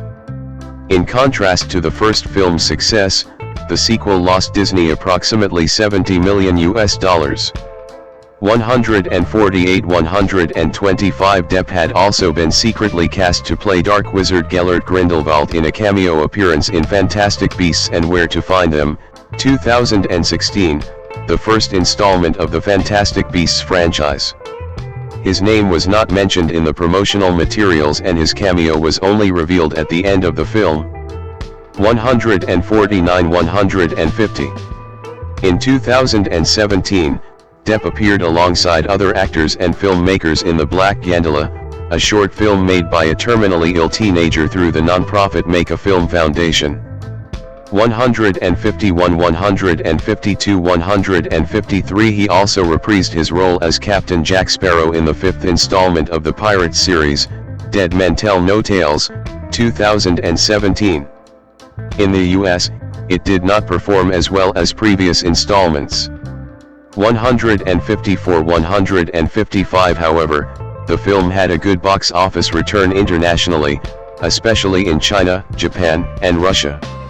156. Depp's last film release in 2017 was the Agatha Christie adaptation Murder on the Orient Express, in which he was part of an ensemble cast led by director-star Kenneth Branagh. Depp in costume as Gellert Grindelwald at San Diego Comic-Con in 2018. In 2018, Depp voiced the title character Sherlock Gnomes in the animated movie Romeo and Juliet, Sherlock Gnomes. Although moderately commercially successful, it was critically panned. 157, 158, 159. Depp then starred in two independent films, both produced by him and his company, Infinitum Nihil. The first was City of Lies, in which he starred as Russell Poole, an LAPD detective who attempts to solve the murders of rappers Tupac Shakur and the Notorious B.I.G. It was set for release in September 2018, but was pulled from the release schedule after a crew member sued Depp for assault. 160. The second film was the comedy drama Richard Says Goodbye, in which Depp played a professor with terminal cancer. It premiered at the Zurich Film Festival in October 2018.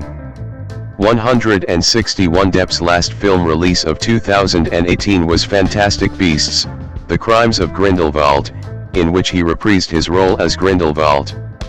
Depp's casting received criticism from fans of the series due to the domestic violence allegations against him. 162, 163. Depp also experienced other career setbacks around this time, as Disney confirmed that they would not be casting him in new Pirates installments 164 and he was reported to no longer be attached to Universal's Dark Universe franchise. 165, 166. Depp's next films was the independent drama Waiting for the Barbarians, 2019, which premiered at the 76th Venice International Film Festival and is based on a novel by J.M. Coetzee. Citation needed. 2020's Personal Struggles and Resurgence. In Minamata, 2020, Depp portrayed photographer W. Eugene Smith. The film premiered at the 2020 Berlin International Film Festival.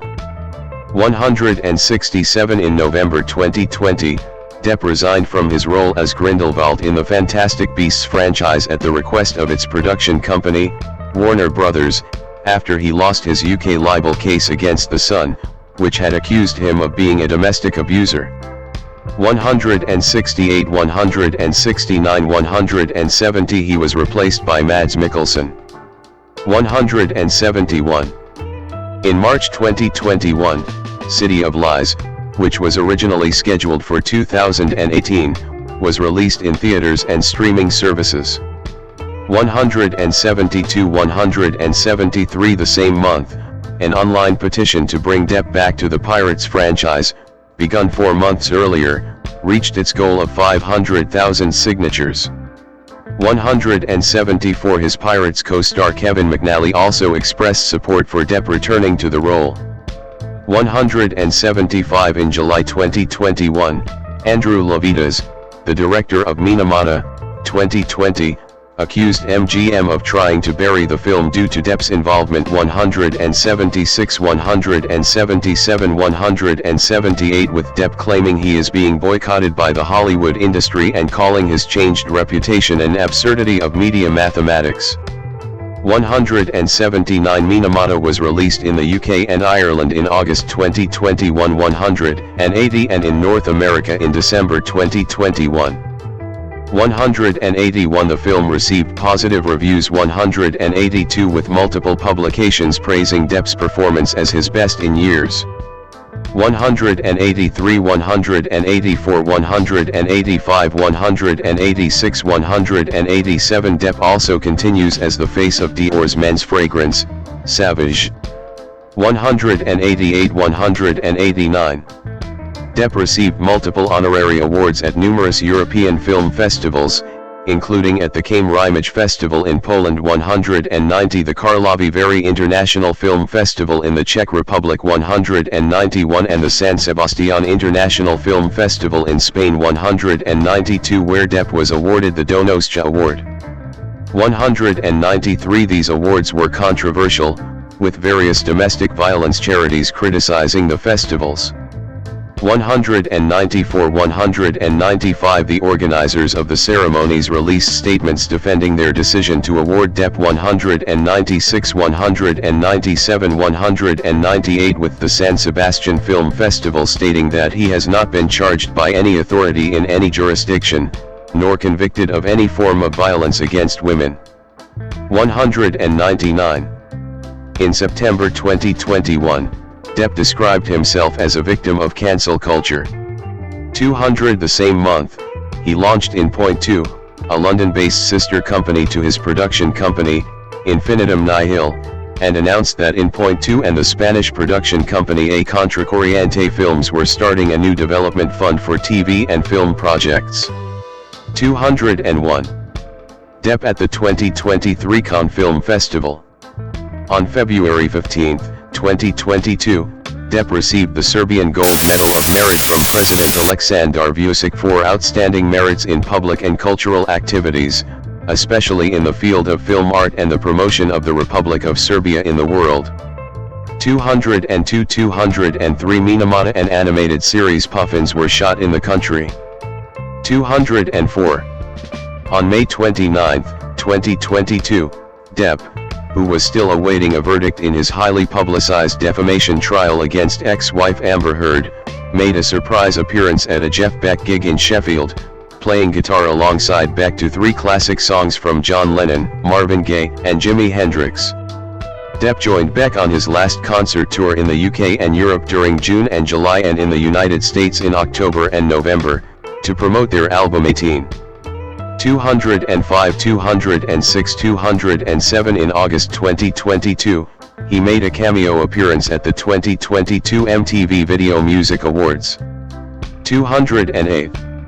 Depp next starred as King Louis XV in French actor-director Maïwen's period film Jean du Barry, 2023. This was the first film for Depp where he acted in French.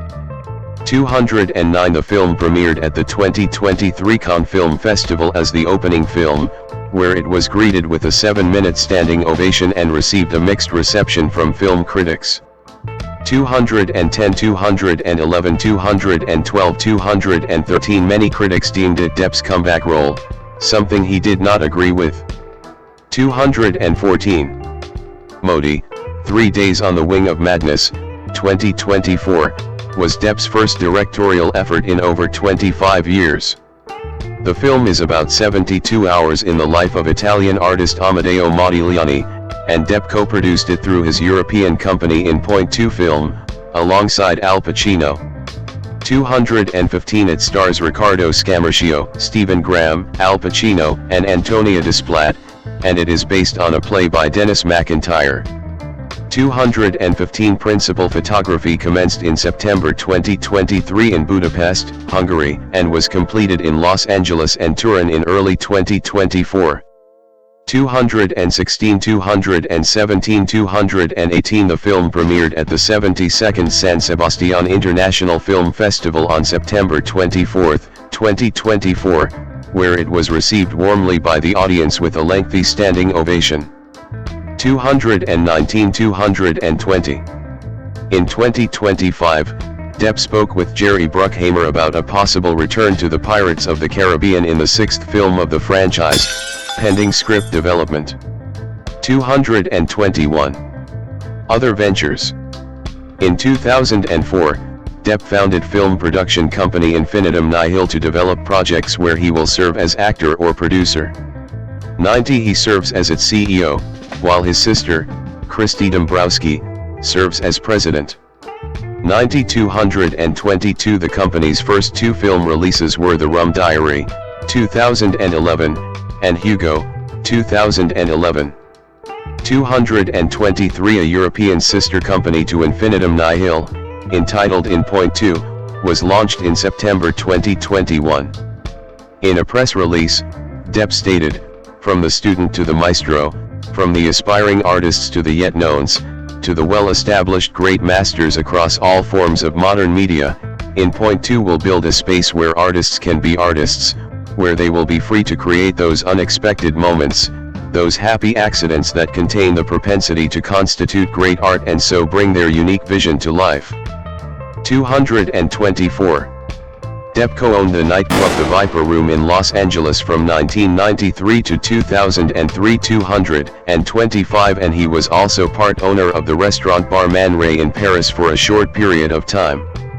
226. Depp and Douglas Brinkley edited folk singer Woody Guthrie's novel House of Earth. 227, which was published in 2013. 228. Music. Depp performing with the Hollywood Vampires at Wembley Arena in 2018. Prior to his acting career, Depp was a guitarist, and has later featured on songs by Oasis, Shane MacGowan, Iggy Pop, Vanessa Paradis, Aerosmith, Marilyn Manson, and the New Basement Tapes, among others. He also performed with Manson at the Revolver Golden Gods Awards in 2012. 229. Depp played guitar on the soundtrack of his films Chocolate and Once Upon a Time in Mexico, and has appeared in music videos for Tom Petty and the Heartbreakers, the Lemonheads, Avril Lavigne, and Paul McCartney. In the 1990s, he was also a member of P, a musical group featuring Butthole Surfers singer Gibby Haynes, Red Hot Chili Peppers bassist Flea and Sex Pistols guitarist Steve Jones. Citation needed. In 2014, Depp joined Aerosmith on stage at the Xfinity Center in Mansfield. 230. In 2015, Depp formed the supergroup Hollywood Vampires with Alice Cooper and Joe Perry. The band also includes Bruce Witkin, his friend from his 1980s band, The Kids. Hollywood Vampires released their self-titled debut studio album in September 2015. It featured 11 classic rock covers, as well as 3 original songs, all co-written by Depp. 231. The band made their live debut at the Roxy in Los Angeles in September 2015. 232. And has since done 3 world tours in 2016, 233, 2018, 234, 235 and 2023. 236. 237. Their second studio album, Rise, was released in June 2019 and consists mostly of original material, including songs written by Depp. The album also features a cover version of David Bowie's Heroes, sung by Depp. 238. In 2020, Depp released a cover of John Lennon's Isolation with guitarist Jeff Beck, and stated that they would be releasing more music together in the future. 239. Beginning in May 2022, Depp joined Beck on stage for a number of concerts in the United Kingdom, where Beck announced they had recorded an album together. 240. Their joint record, titled 18, was released on July 15, 2022. Depp also accompanied Beck on his last European and American tours, which began in June and ended in November. 241. In May 2023, Depp performed at the Jeff Beck tribute concerts held at the Royal Albert Hall in London, sharing the stage with Eric Clapton, Rod Stewart, Ronnie Wood, and Kirk Hammett among others. 242. 243. On July 17, 2024, Depp was a special guest at one of the 3 Andrea Bocelli 30th anniversary concerts. Together, Depp and Bocelli performed the song En Arrangeways con tu amor in honor of Jeff Beck. Depp played the guitar, while Bocelli sang. Other guests included Will Smith, Ed Sheeran, Russell Crowe, Brian May, Jon Batiste, and Laura Pausini. 244. Art. In July 2022, artwork made by Depp sold out less than a day since it debuted in the art retailer Castle Fine Art in London's Covent Garden. The art house hosted his Friends and Heroes collection, which was described as paintings of people who have inspired him as a person. Among the art pieces, the names include actors Al Pacino and Elizabeth Taylor and musicians Bob Dylan and Keith Richards. Depp made for nearly $4 million and sold 780 prints through the art house's 37 galleries. Ahead of the sale, Depp expressed his desire to display his art publicly and stated, "I've always used art to express my feelings and to reflect on those who matter most to me, like my family, friends, and people I admire." He added, "My paintings surround my life, but I kept them to myself and limited myself. No one should ever limit themselves." 245. All 780 pieces sold within hours, with framed individual images going for £3,950 and the complete portfolio of 4 images selling for £14,950. This world-first release proved to be our fastest-selling collection to date, with all titles selling out in just hours, the gallery announced on Instagram. Speaking on behalf of fine art publishers, Washington Green Glenn Washington described Depp as a true creative, with an extraordinary eye for detail and nuance. 246-247. A second installment in the Friends and Heroes collection, this time entitled Friends and Heroes 2, was released in March 2023. Prints of public figures Heath Ledger, Bob Marley, River Phoenix, and Hunter S. Thompson were made available for sale, as a 4-piece, and signed by Depp, or sold individually. 248. In July 2023, Depp unveiled an auto-portrait, entitled 5, which he had painted in 2021. The meaning of the number 5 is, according to Depp, linked the fact that he was about to enter the 5th year of a dark phase in his life. Depp spoke about the difficulty in creating a self-portrait, stating, "It's not the most comfortable thing doing a self-portrait. Although, in a weird way, almost everything you do is a self-portrait in one way or another." The collections were once again hosted by Castle Fine Art Gallery. 249. Depp opened his first art exhibition A Bunch of Stuff on October 4, 2024, at the Starrett, Lehigh Building in New York City. The exhibition features artworks created by Depp over many decades, with some dating back to his 20s. On September 30, 2024, a special preview event took place, with Depp and some of his friends and family members present, including Jim Jarmusch, Jerry Bruckheimer, and Justin Bartha. 250-251. Charity work. Depp has a history of supporting various charitable causes. In 2006, Depp received the Courage to Care Award from Children's Hospital Los Angeles for his advocacy for children and children's charities. 252. In 2016, he received the Rhonda's Kiss Healing and Hope Award at the Rhonda's Kiss annual benefit concert. The award recognized his work with cancer patients and his contributions to research. 253. Depp donated nearly $800,000 to several charities through the sale of his Never Fear Truth NFTs. The donations were made to children's hospitals and other organizations, including the Children's Hospital of Los Angeles, Perth Children's Hospital Foundation, Great Ormond Street Hospital Children's Charity, and the Footprint Coalition.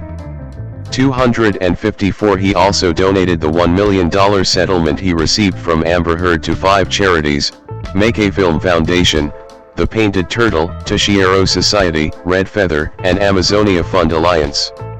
255. Depp and Rod Stewart collaborated on a private benefit concert to raise money for Celia Hammond's Animal Trust. The event, which took place in London, aimed to support the charity's efforts in rescuing and caring for cats and kittens. The concert successfully raised over $300,000.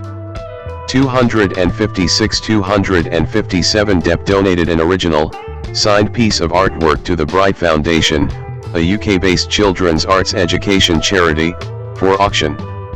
The auction, managed by Kerry Taylor Auctions, included the artwork and 3 of Depp's costumes. The proceeds will help the arts education charity to provide access to creative activities for children and young people facing disadvantage in the UK. 258. Depp has visited hospitals' children's wards as Jack Sparrow around the world, from Vancouver, Paris, London, Australia, and US. His most recent visits were in Spain. 259-260 He also recorded a video message as the character to a terminally ill boy. 261 Depp made a voice message as himself for a girl who had been in a coma for 5 months. Parents of the girl asked him to tape a message because he was the favorite actor of their daughter and they hoped playing the message would help wake her up. 262. Image and reception. In the 1990s, Depp was seen as a new type of male film star that rejected the norms of that role. 263-264 After becoming a teen idol in 21 Jump Street 265 he publicly protested against the image, and with his subsequent film and public relations choices began to cultivate a new public persona. 263-264 The Sydney Morning Herald characterized Depp in the 1990s as the bad boy of Hollywood. 266 Depp's chain smoking. 266 Recreational drug use and drinking habits were generally documented during this time. 267 According to The Guardian journalist Hadley Freeman in 2020. Along with Phoenix and Keanu Reeves, he was part of a holy trinity of grunge heartthrobs. They were the opposite of the Beverly Hills 90,210 boys, or Brad Pitt and DiCaprio, because they seemed embarrassed by their looks, even resentful of them. This uninterest in their own prettiness made them seem edgy, even while their prettiness softened that edge. They signified not just a different kind of celebrity, but a different kind of masculinity, desirable but gentle, manly but girlish. Depp in particular was the cool pinup it was safe to like, and the safe pinup it was cool to like.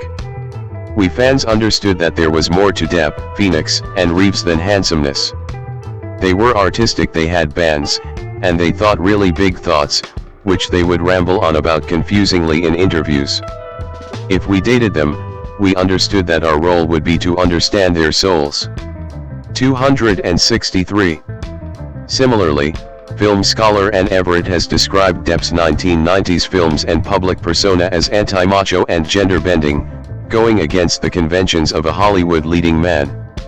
264 After 21 Jump Street Depp chose to work in independent films, often taking on quirky roles that sometimes even completely obscured his looks, such as Edward Scissorhands. 264 Critics often described Depp's characters as iconic loners 44 or gentle outsiders. 264 According to Depp, his one-time agent, Tracy Jacobs of United Talent Agency, UTA, had to take a lot of heat over the years for his role choices. Depp characterized higher UPS at UTA as thinking, "Jesus Christ.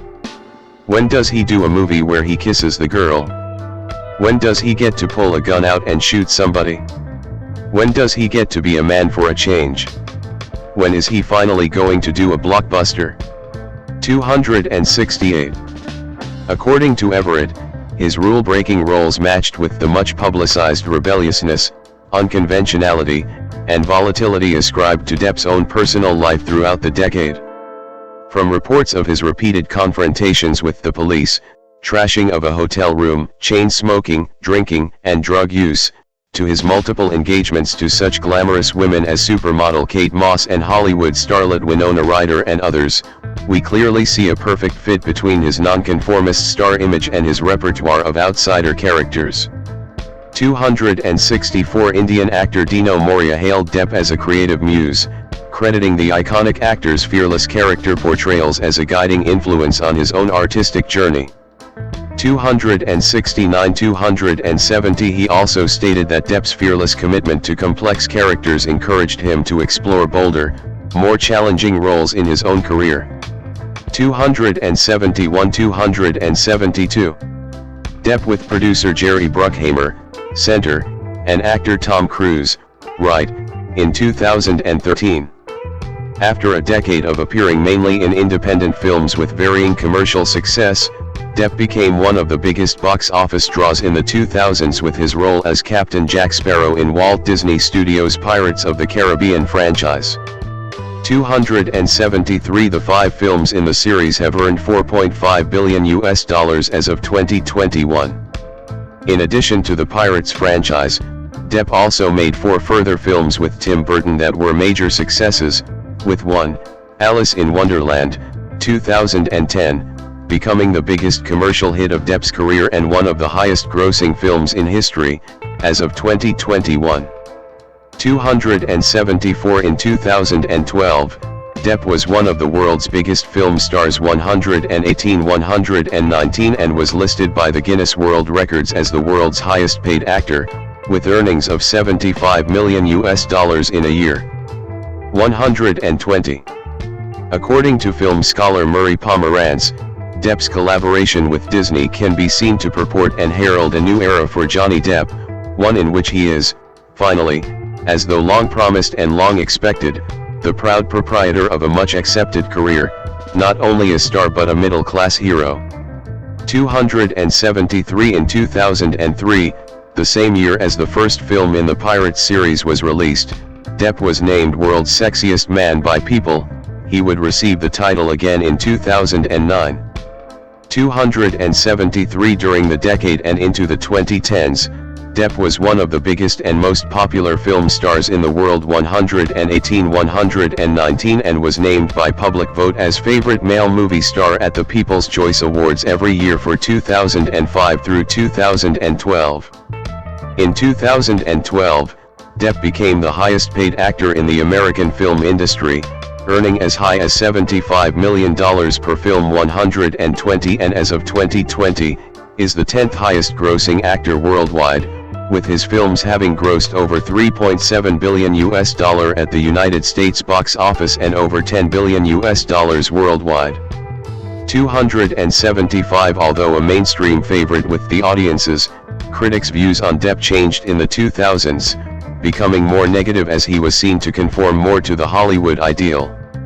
273. Regardless, Depp continued to eschew more traditional leading man roles until towards the end of the 2000s, when he starred as John Dillinger in Public Enemies, 2009.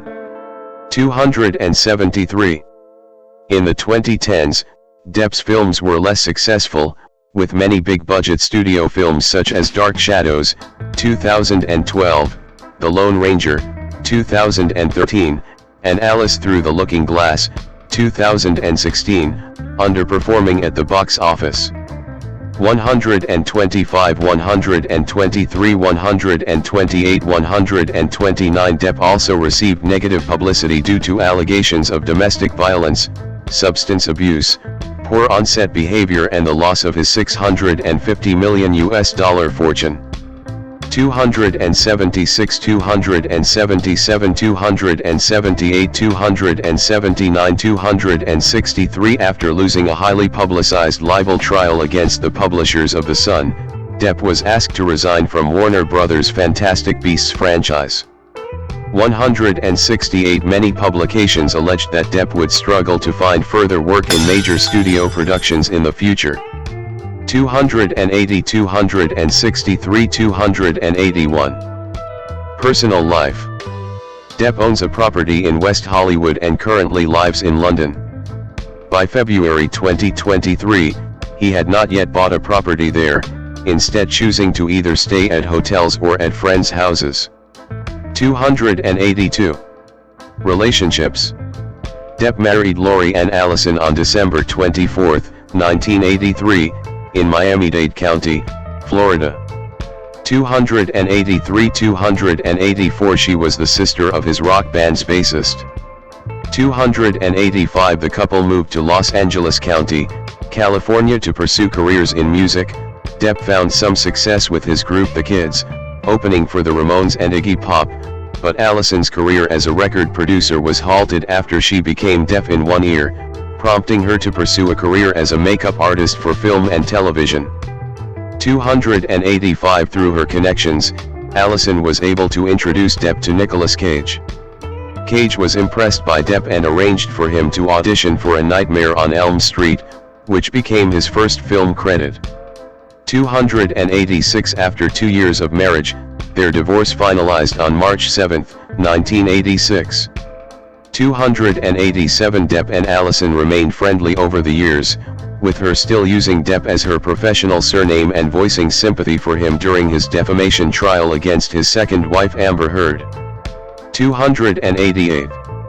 In the late 1980s, he was engaged to actresses Jennifer Grey and Sherilyn Fenn. 263 In 1990, he proposed to his Edward Scissorhands co-star Winona Ryder, whom he had begun dating the year prior. 289 290 They ended their relationship in 1993. 289 Depp later had the Winona Forever tattoo on his right arm changed to Wino Forever. 263 Between 1994 and 1998, he was in a relationship with English model Kate Moss.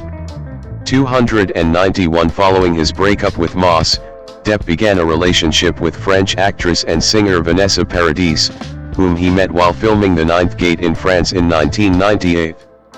They have 2 children, daughter Lily Rose Melody Depp, born 1999, and a son, Jack, born 2002. 292 Depp stated that having children has given him a real foundation, a real strong place to stand in life, in work, in everything. You cannot plan the kind of deep love that results in children. Fatherhood was not a conscious decision. It was part of the wonderful ride I was on. It was destiny. All the math finally worked. 81. In June 2012, Depp and Paradis announced their separation.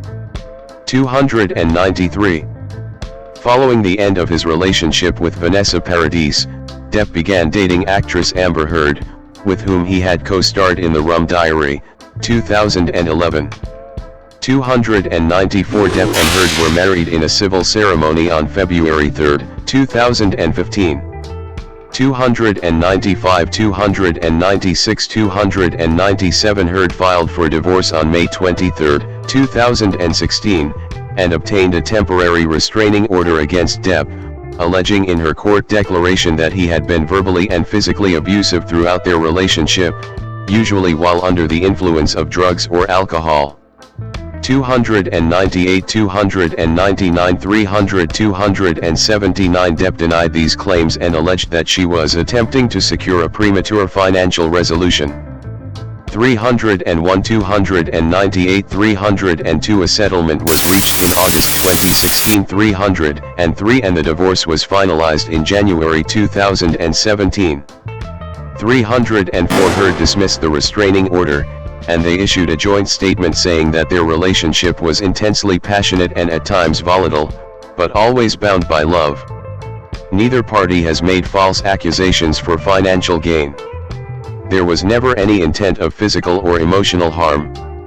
303 Depp paid Heard a divorce settlement of $7 million, which she pledged to donate 305 to the ACLU, 306 and the Children's Hospital Los Angeles, CHLA. 307 308. Legal issues and allegations. Heard-related litigations. Depp v News Group Newspapers Ltd. Main article, Depp v News Group Newspapers Ltd. In 2018 309 Depp brought a libel lawsuit in the UK against News Group Newspapers, NGN, publishers of The Sun, over an April 2018 article titled "Gone Potty How Can J.K. Rowling Be Genuinely Happy Casting Wife-Beater Johnny Depp in the New Fantastic Beasts Film?" 310 311 312. The case had a highly publicized trial in July 2020, with both Depp and Heard testifying for several days. 313 Depp's lawyer, David Sherburne, said that Heard had blatantly lied in her evidence, while NGN's lawyer, Sasha Was, said that all the evidence in the case and all the supporting evidence of the incidents of violence leave no doubt that Mr. Depp regularly and systematically abused his wife. 314. In November 2020, the High Court of Justice ruled that 12 of the 14 incidents of physical violence alleged by NGN occurred and that in 3 of them, Depp had put Heard in fear of her life.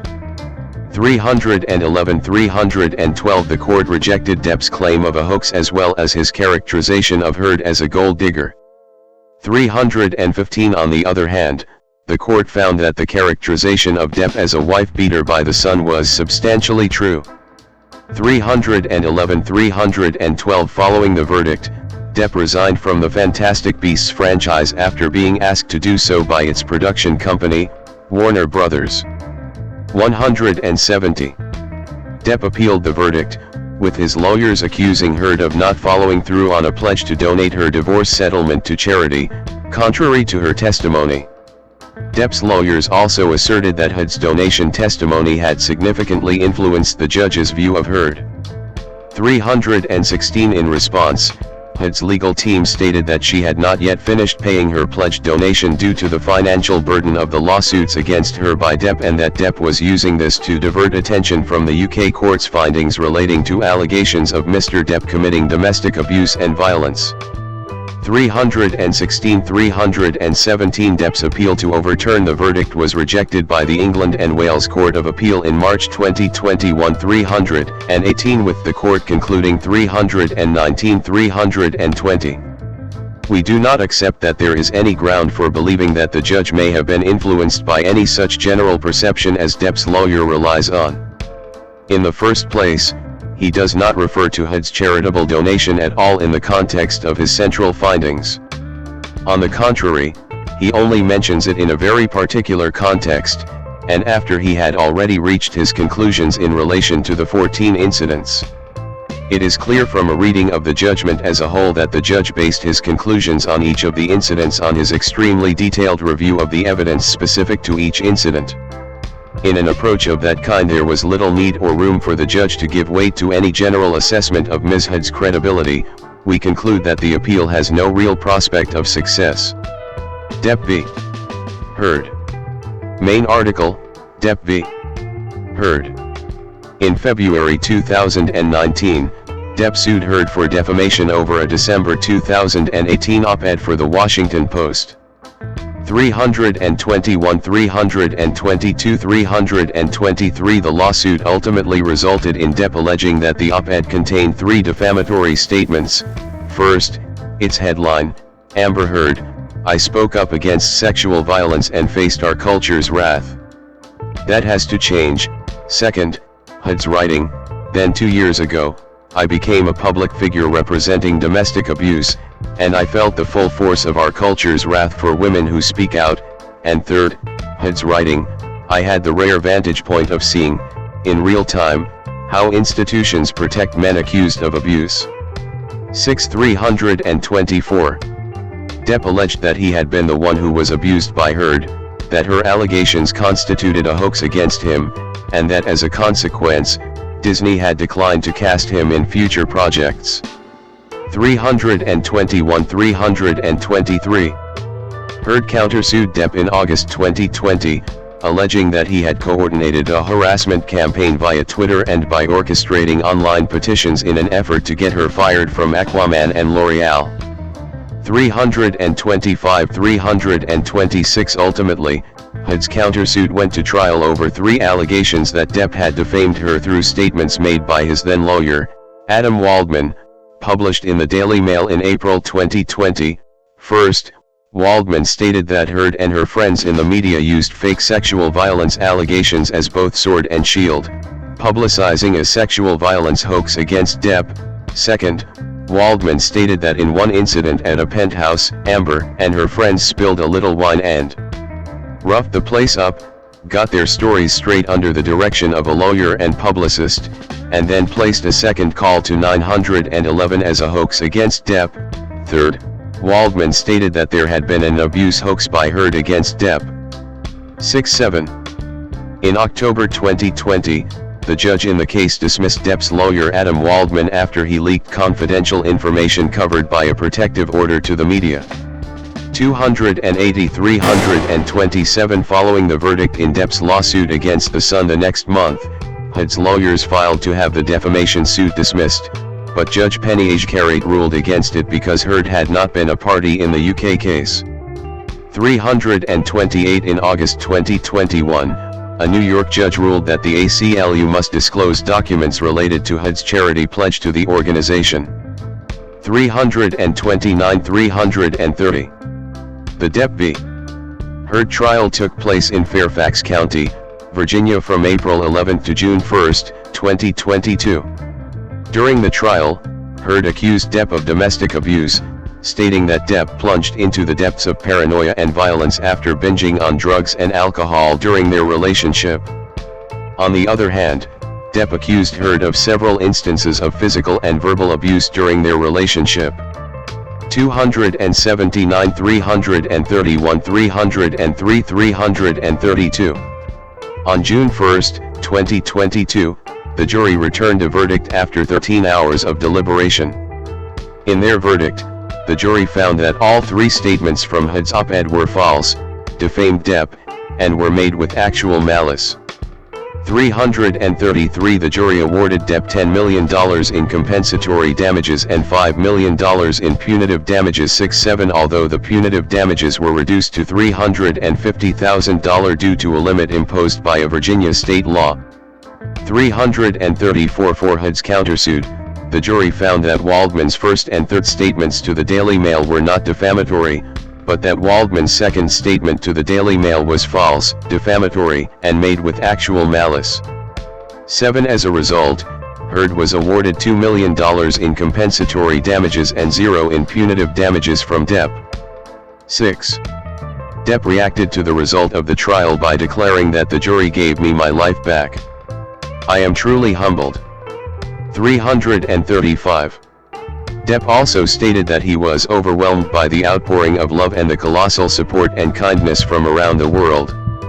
He continued, I hope that my quest to have the truth be told will have helped others, men or women, who have found themselves in my situation, and that those supporting them never give up. 336. Depp also highlighted the noble work of the judge, the jurors, the court staff and the sheriffs who have sacrificed their own time to get to this point, and praised his diligent and unwavering legal team for an extraordinary job. 337. After they filed to appeal the verdict, Heard and Depp settled the case in December 2022, with Heard maintaining that the settlement was not an act of concession. Meanwhile, Depp's lawyers stated that the jury's unanimous decision and the resulting judgment in Mr. Depp's favor against Ms. Heard remain fully in place, and that the settlement would result in $1 million being paid to Depp, which Depp is pledging and will donate to charities. 338-339. Speaking about the lawsuit in 2025, Depp told the Sunday Times that it had gone far enough. I knew I'd have to semi-eviscerate myself. Everyone was saying, it'll go away. But I can't trust that.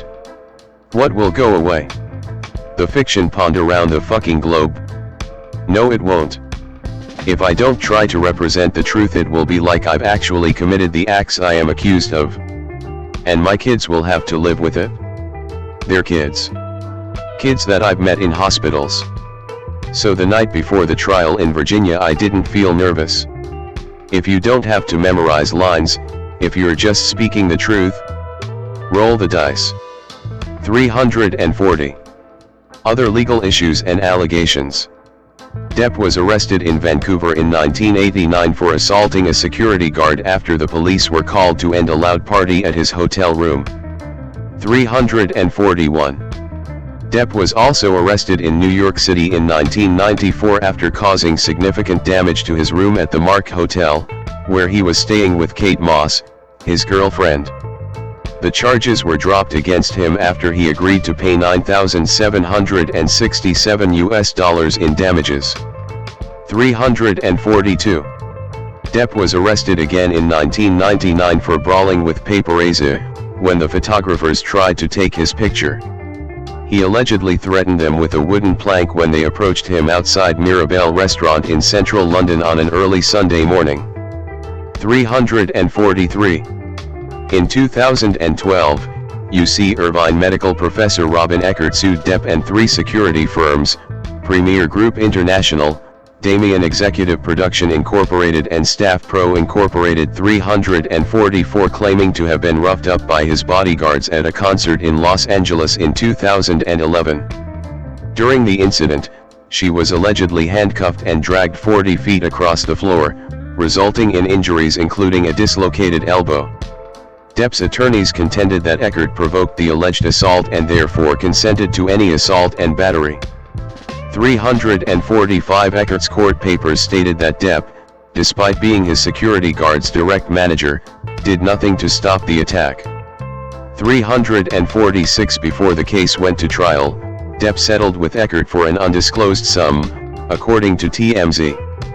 347. In April 2015, Depp and his then-wife Amber Heard breached Australia's biosecurity laws when they failed to declare their two dogs to the customs when they flew to Queensland, where he was working on a film. 348. 349. Heard pleaded guilty to falsifying quarantine documents, stating that she had made a mistake due to sleep deprivation. 350. She was placed on a $1,000 one-month good behavior bond for producing a false document. 351. Heard and Depp also released a video in which they apologized for their behavior and urged people to adhere to the biosecurity laws. 351. The Guardian called the case the highest-profile criminal quarantine case in Australian history. 351.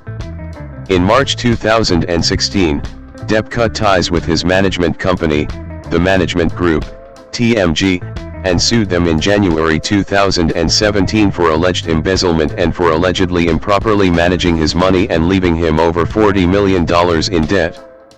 352. 353. TMG stated that Depp was responsible for his own fiscal mismanagement and countersued him for unpaid fees. 352. 354. In a related suit, Depp also sued his lawyers, Bloom Hergott, in January 2017. 355. Both lawsuits were settled, the former in 2018 and the latter in 2019. 355. 356. 352. In 2018, two of Depp's former bodyguards sued him for unpaid wages and unsafe working conditions. 357. Among other complaints, the two bodyguards claimed in their suit that they were required to perform tasks that were beyond the scope of their capacity as bodyguards, including being asked to repeatedly drive vehicles that contained illegal substances, open containers, and minors. 358. 359. Despite this and despite being exposed to other unsafe working conditions while putting in 12-hour work shifts on the job without rest or meal breaks, the bodyguards added, they were neither paid overtime nor otherwise fairly or lawfully compensated. 357. 358. The suit was settled in 2019. 360. Also in 2018, Depp was sued for allegedly hitting and verbally insulting a crew member while under the influence of alcohol on the set of City of Lies.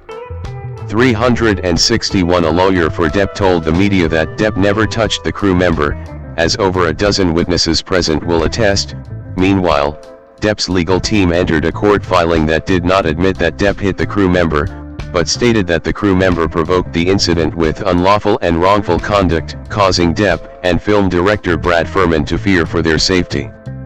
362. A film script supervisor submitted a court declaration that Depp did not hit the crew member, and only scolded him. 363. Before the lawsuit went to trial, a tentative settlement regarding the dismissal of the lawsuit was reached between Depp and the crew member in July 2022. 363.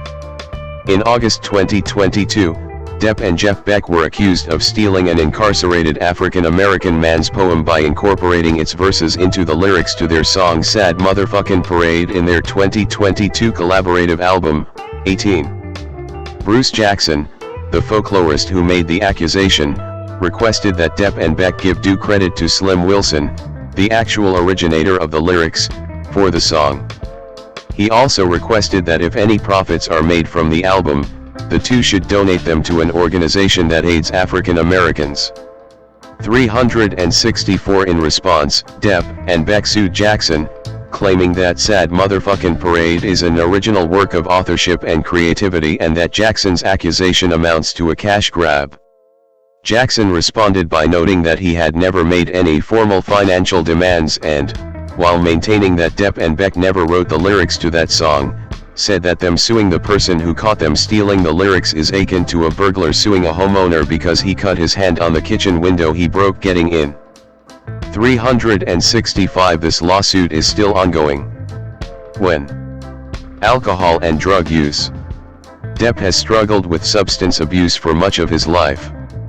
He has stated that he began using drugs by taking his mother's nerve pills at the age of 11, was smoking at age 12 and by the age of 14 had used every kind of drugs there were. 367 In a 1997 interview, Depp acknowledged past abuse of alcohol during the filming of What's Eating Gilbert Grape? 1993.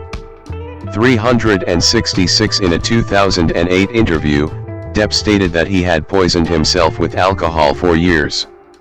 366 In 2013, Depp declared that he had stopped drinking alcohol, adding that he pretty much got everything he could get out of it.